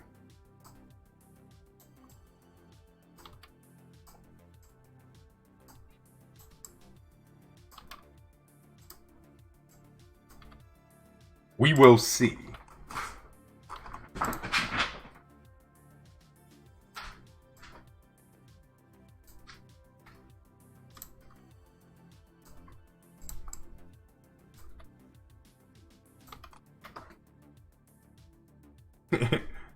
Not an accordion. Nope. Let's put it this way. If somebody were to guess it, I'd probably tell you what it is. Because I doubt anyone would guess it. I doubt anyone would guess what it is. Honestly, I really, really doubt it. I'm honestly amazed on the scenes that you can create so fluently. They look amazing. Thank you, Handy. I really appreciate that. What a tease. Yeah, right? No ocarina. No. Ocarina, no. I appreciate that, Handy. Yeah, we're... I actually own a harmonica, Chop. I own a harmonica. I do play that occasionally.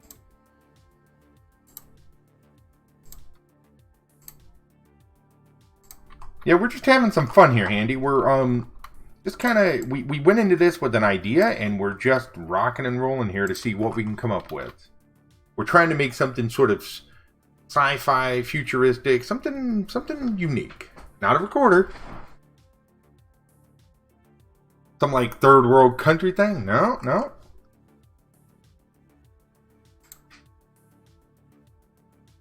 I will only agree to telling... I would only tell you if you were right, if you nailed it to the T. Like, if you told me exactly what it is. Otherwise, mum's a word. Not a thumbie. I don't even know what that is, water bottle, or if that's even real. I downloaded Graphic Designer the other day, and I'm completely lost on how to use it. Okay. I'm getting a 3/4 scale acoustic guitar for road trips. Cool, Chop. Is it a launch pad? No, it's... I will say this. The instrument... here we go. Here's a hint. The instrument that I have does not require to be used with any sort of electronic, like amplifier or anything like that. Nothing that would require like a hookup for like a DJ or anything like that. So Handy, if you have any specific questions about Gravit, I'd be glad to open it and run through some stuff. Like, if you had any, like, hey, how do I do this? How do I do this? You know what I mean? No, not one of those, water bottle. No. Again, I doubt anyone would guess it. But yeah, like, if you had any specific questions, like, close in 5 minutes. Install it. Now, my graphic designer needs to be updated. Let's do that. You're getting a... I don't even know what that is, Chop. Nope. Nope, nope. Not a campfire guitar. Nope. I doubt anyone would guess it. I doubt it. Yeah, but anyways, Handy, I'm more than willing to open up and do things and grab it. And in fact, what we're going to do, we used to do it on stream, is we would design things in Gravit, just like I'm doing here in Affinity, right? So, like, in fact, the piece I'm making right now in Affinity could be made in Gravit. So, you know, we're going to do some more Gravit nights. That way people can sort of see some of this done in Gravit Designer.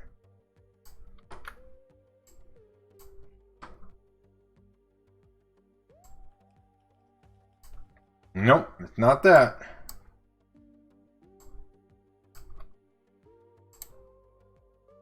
Water bottle's digging now. I know she's looking. I know she's looking. She wants to know what it is I'm doing. I'm not gonna say that. Yeah, that would hone it in too easily. Water bottle's probably got a Google thing pulled up, like list of instruments. I bet you $5.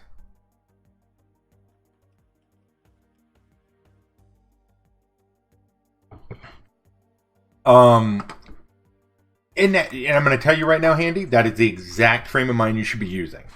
Look at it as a hobby, right? Like, if it's something you really want to do, just look at it like a learning thing. You're gonna get into it. You're gonna learn. You're gonna grow. You're going to, you know what I'm saying? And don't look at it as like a struggle, like some people. You know, some people are like, oh, I got to learn this. Like, just approach it from a let's have fun standpoint, and I think you'll have a blast with it. Really, just go nice and slow and absorb it, and have fun with it. You know.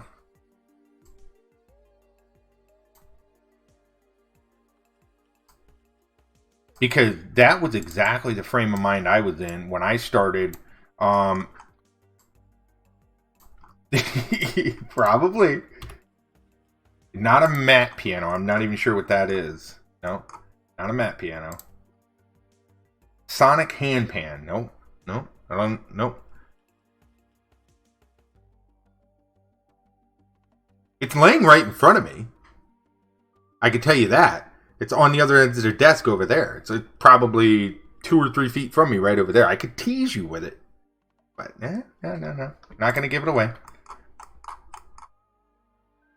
Y'all gotta work for that. Yeah, that is one good piece of advice right there, Handy. If you're gonna learn, I cannot emphasize this enough. If you truly want to learn it and you want to get good at it, take and learn the hotkeys really well. Like, learn the program inside and out. And the way I would recommend do that is just take baby steps. Start with the most basic shapes. And just sort of work your way up. You know what I mean? Like, just sort of work your way up and just keep growing, keep learning keys, and get really efficient with the software. Hey, Thunder. So I was telling them that I ordered an instrument, and it came today. And they're trying to guess what the instrument is.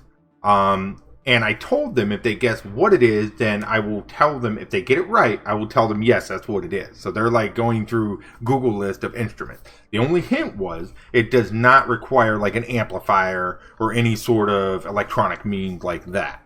And so they're kind of having fun trying to guess exactly what it is that I'm referring to. Not an accordion. Nope. Somebody said accordion. Nope.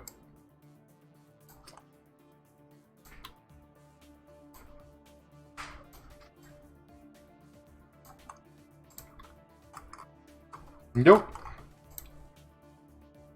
Nah, not bagpipes. That would be cool though, right? Not bagpipes. I think my wife would probably kick me out of the house if I had bagpipes.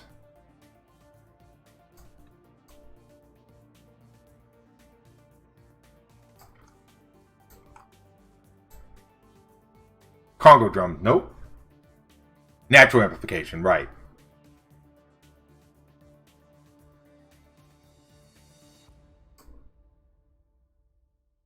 Tambourine, nope.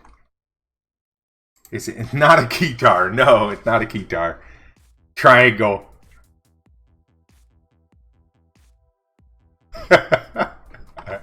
Nope, not triangle, not spoons. Fun game, right? Guess the instrument that's laying on the other side of my desk back there. If you guys don't guess it after a while, I'll give you another hint. I'll give you another hint. Not a cowbell. Water bottle. Water bottle.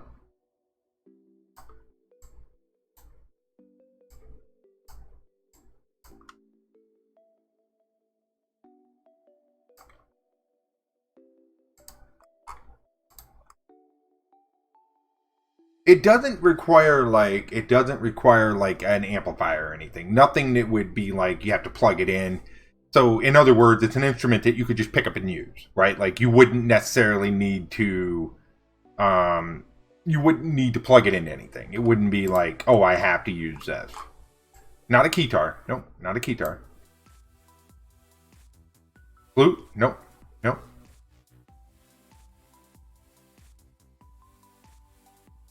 It's a weird instrument. I'm not going to lie. It's not...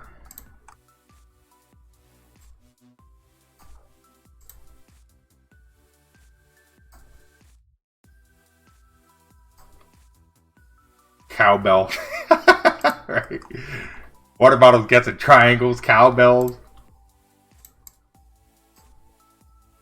I'm telling y'all, she's probably got a Google list somewhere. She's Googling.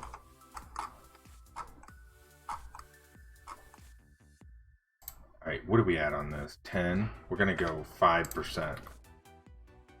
Yep, I like this. So we'll take this, and we will go down to... We'll take them to 5% as well. Xylophone. Nope, not a xylophone. Trumpet. Nope. Without using amps. Could possibly be thunder.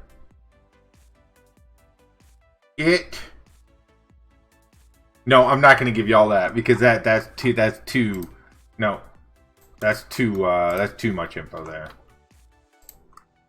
Nope.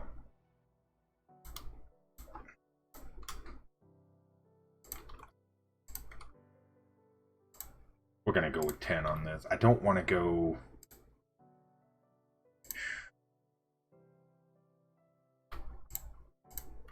And yeah, I don't want to go to 5. 5 is just going to be too low, and it may not translate well. May not translate well at all. So we'll go 10. Yeah, we'll go 10. We'll leave them at 10. And we'll leave those at 20, and that'll be a good way to sort of do this. 10, 10, 10, 20. Cello. Nope. It's going to drive you all nuts, isn't it? I never thought that would be such a fun question, but you think about it, it's kind of cool. If I get comfortable with it, we're going to put this in the same room as the iPad. So Water Bottle will tell you how successful that is, that it will ever be on stream. Right, Water Bottle?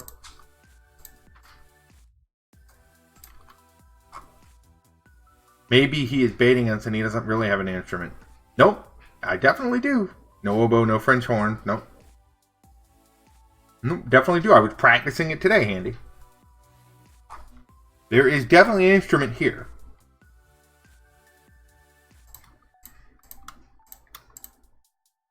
Thumb piano. Nope. Probably. Alright, let's pay a little more attention to these people on the bridge. So we need sort of a vote here. I'm feeling like these big ones should stay this shape and be very sort of alien or very... omnious looking, and I'm thinking these smaller ones we should make them look more humanoid. What do you guys think on that? Like maybe some sort of a... What are any thoughts? Any input? Or just kazoo? Whoop whoop. Nope, no kazoos.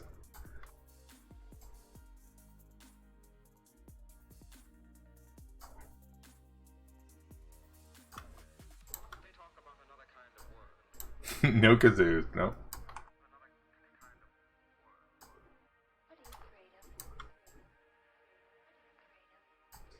Humanoid?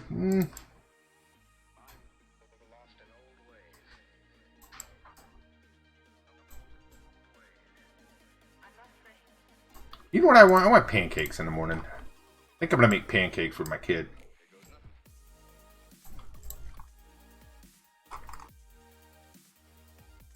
Droids, okay. Let's do something here. Let's play around with this.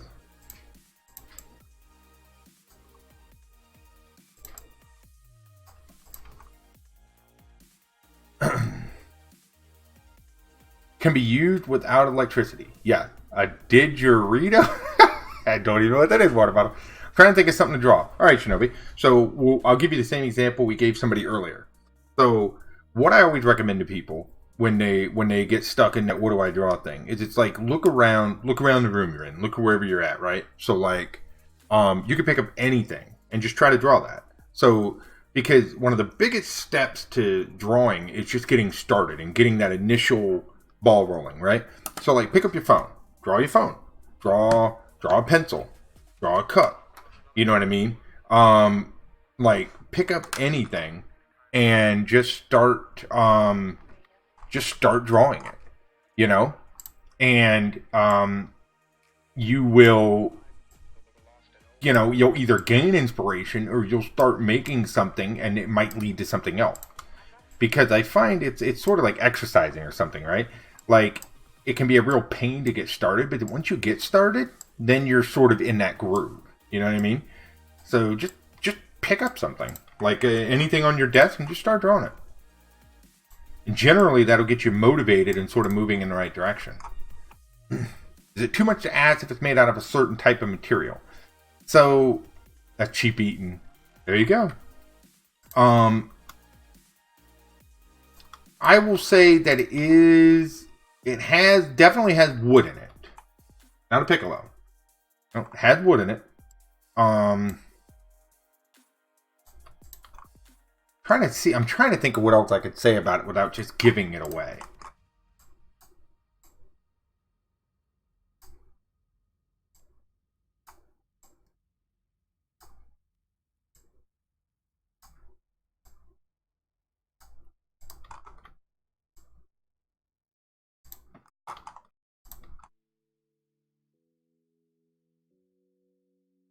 Absolutely, absolutely.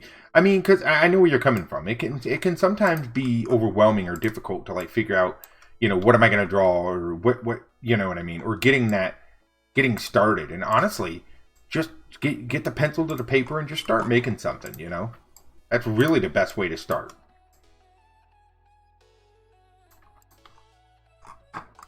Violin, not a violin. Nope. A lute. Nope. Nope. Nope. Nope.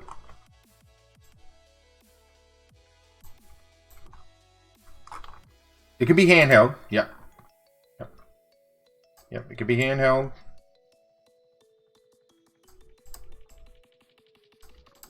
Y'all are gonna go to bed not knowing this. You know that, right? And it's gonna eat you up. I can already see it. The next time I go live, you guys are gonna rush in here and be like, "Tell me what this instrument is."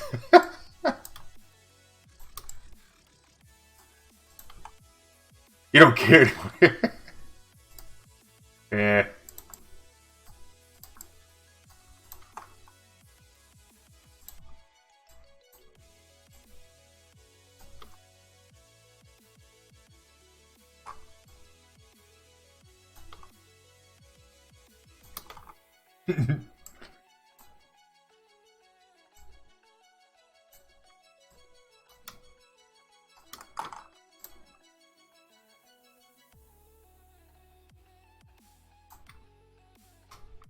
Okay, so we're gonna go like that. Now let's get rid of you. Let's get rid of you. Get rid of you. And we'll keep the big ones. Please don't toy my heart like that. Yeah, I hear you. Well, see, I'm not a very musically inclined person. Never really have been. But it's an instrument that I've always really liked, and I figured, you know what? Why not try to why not try to play it? Why not try to learn it? You know what I mean?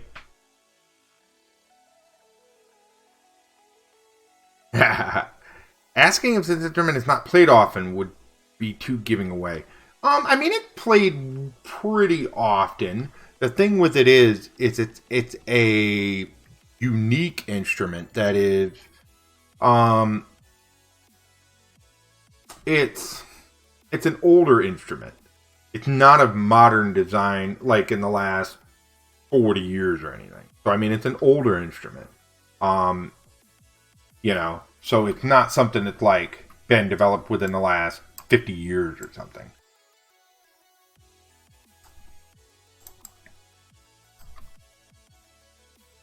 That might help point it in the right direction.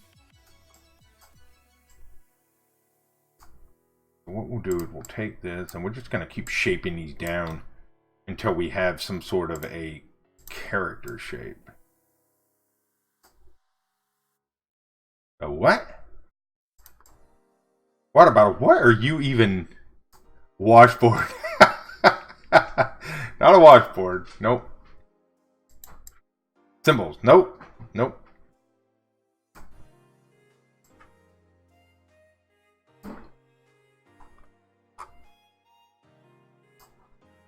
Sitar. Nope. You guys are, I'll tell you what, man, you're giving some good guesses. You guys know a lot of instruments. It's on the Googles. Ooh, Googles. I don't even know what that is, but I'm going to say no. A lot of the instruments I've never even heard of, guys. You guys are pulling them out, man. Mandolin, no.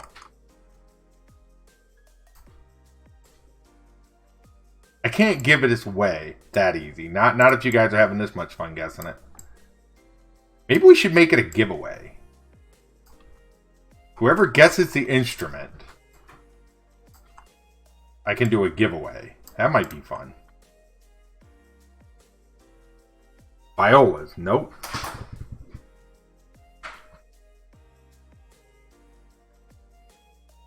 Nope.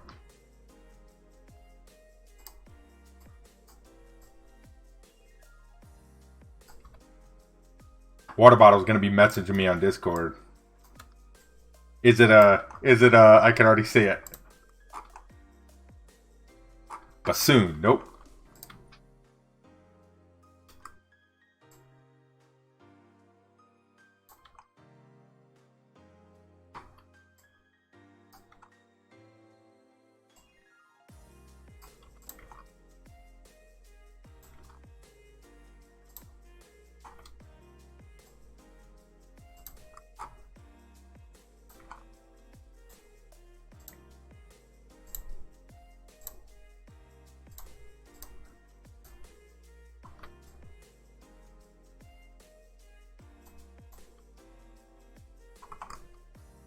Nope.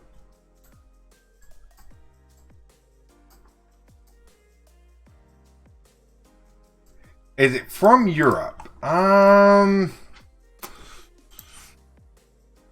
I would assume it was played in Europe at some point. At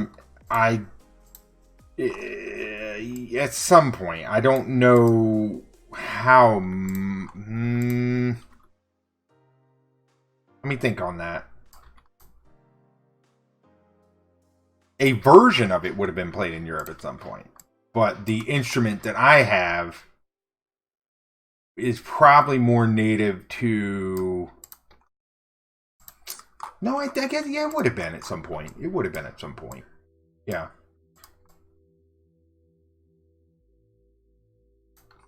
Organ. How am I going to carry an organ around, water bottle? Home block, no. A basketball was a person. What personality trait do you think it would have? I think it'd be hyper. I think a basketball would be extremely hyper. And I think it would be extremely...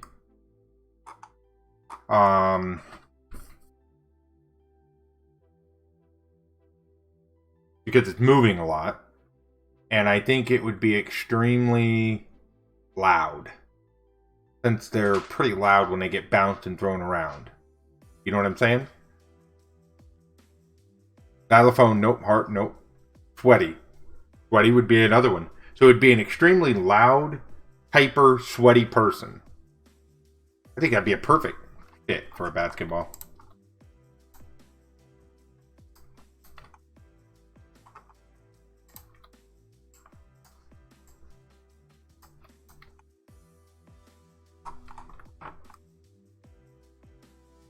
Mouth heart, no.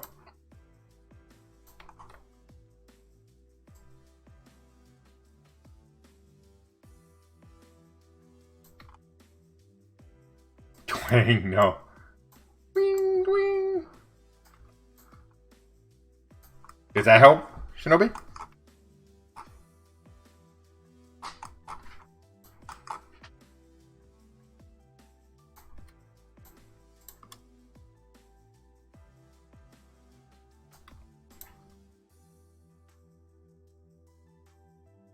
Hammers. No? There you go. Perfect. That's what it would be to me, personally. Playing accordion, banjo, mandolin. No, no, no. No. You know, oh, so guess what? Water bottle. We were talking about this the other day. So guess what, everybody? My YouTube channel, this is a big deal to me now, okay?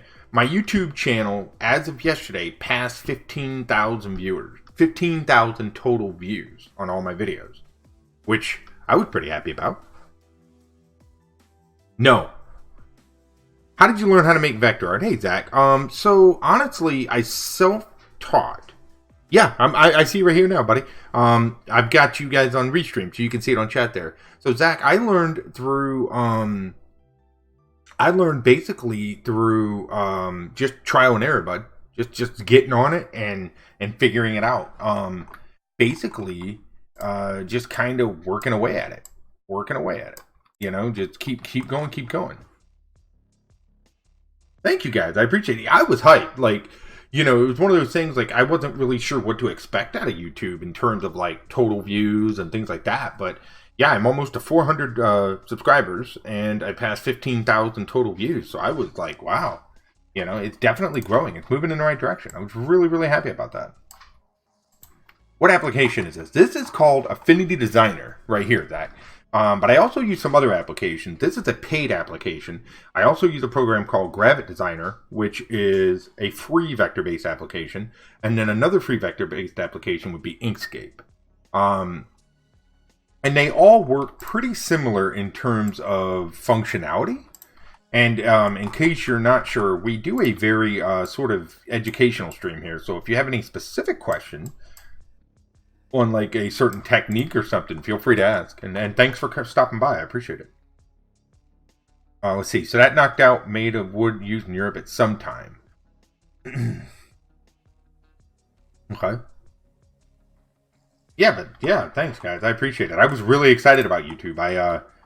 You know, like I said, when I started it, I really didn't know what to, you know, how far it would go, but I was really excited to see it get to that point. It made me really happy. Up, Jer. Hey, OG. I am working on a scene. I'll show you here in a second. We'll zoom out so you can see the bigger picture. We're working on just sort of a... So we started this picture with the thought of it being like a... So the whole idea of this was to be some sort of a... Let's just say it was supposed to be like a desert, sort of dune-inspired science fiction sort of theme, right? So we've got this main sun looking through the perspective of the canyon. We've got this secondary sun up in the corner. And then we've got this bridge. And we're going to have this procession of like these tall alien-looking things. Droids, aliens, whatever we want them to be. And these humans sort of following in closely behind it.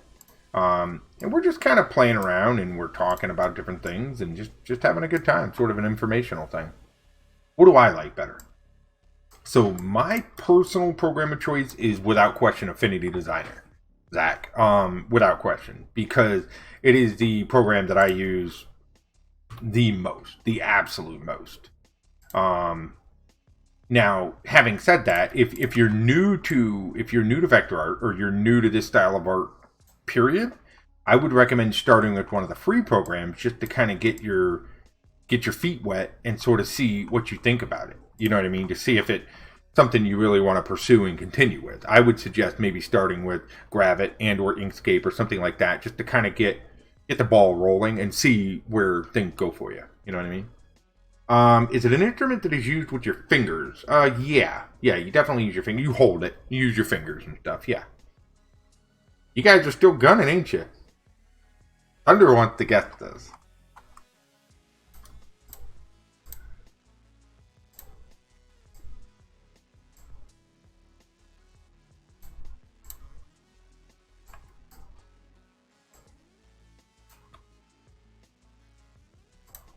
Yeah, and we just started live streaming over there to YouTube the other day. Because we're restreaming currently between Mixer and DLive, and since my YouTube is growing and everything, I wanted to include that in the stream. So we're gonna keep YouTube in that rotation. I need to build up a playlist on YouTube for all my live streams, since when you stream to YouTube, it sort of catalogs your live streams for you. Do all three have animation? Okay, so it is rare. I will say this. It's rare to have a vector-based application outside of Adobe that does animations.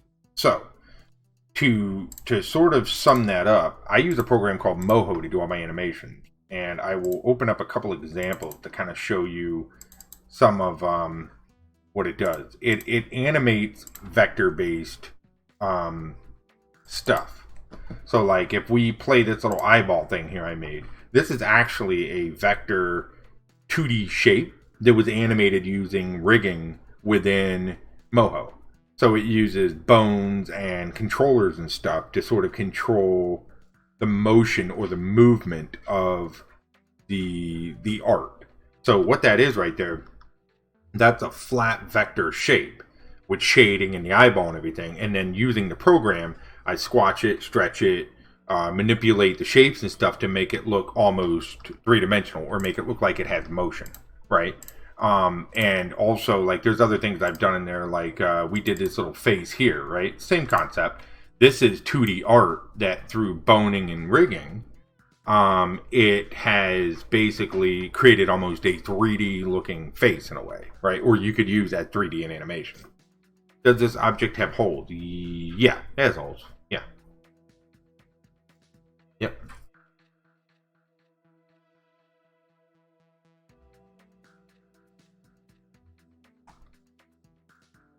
Yep.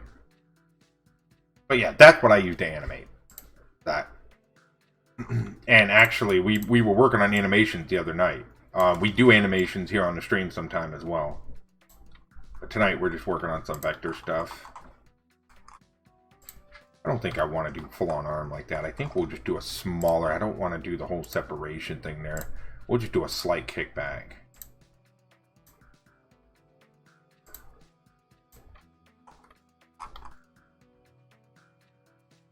Yep. And I'm still getting used to animations and everything and like how I want to do them and stuff. I don't do a whole lot of like hand-drawn animation stuff. Every now and then I'll play with it. But my art is more vector and more shape-based, which is where I sort of live.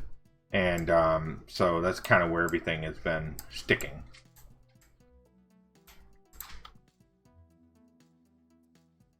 Not flat. Nope. Nope.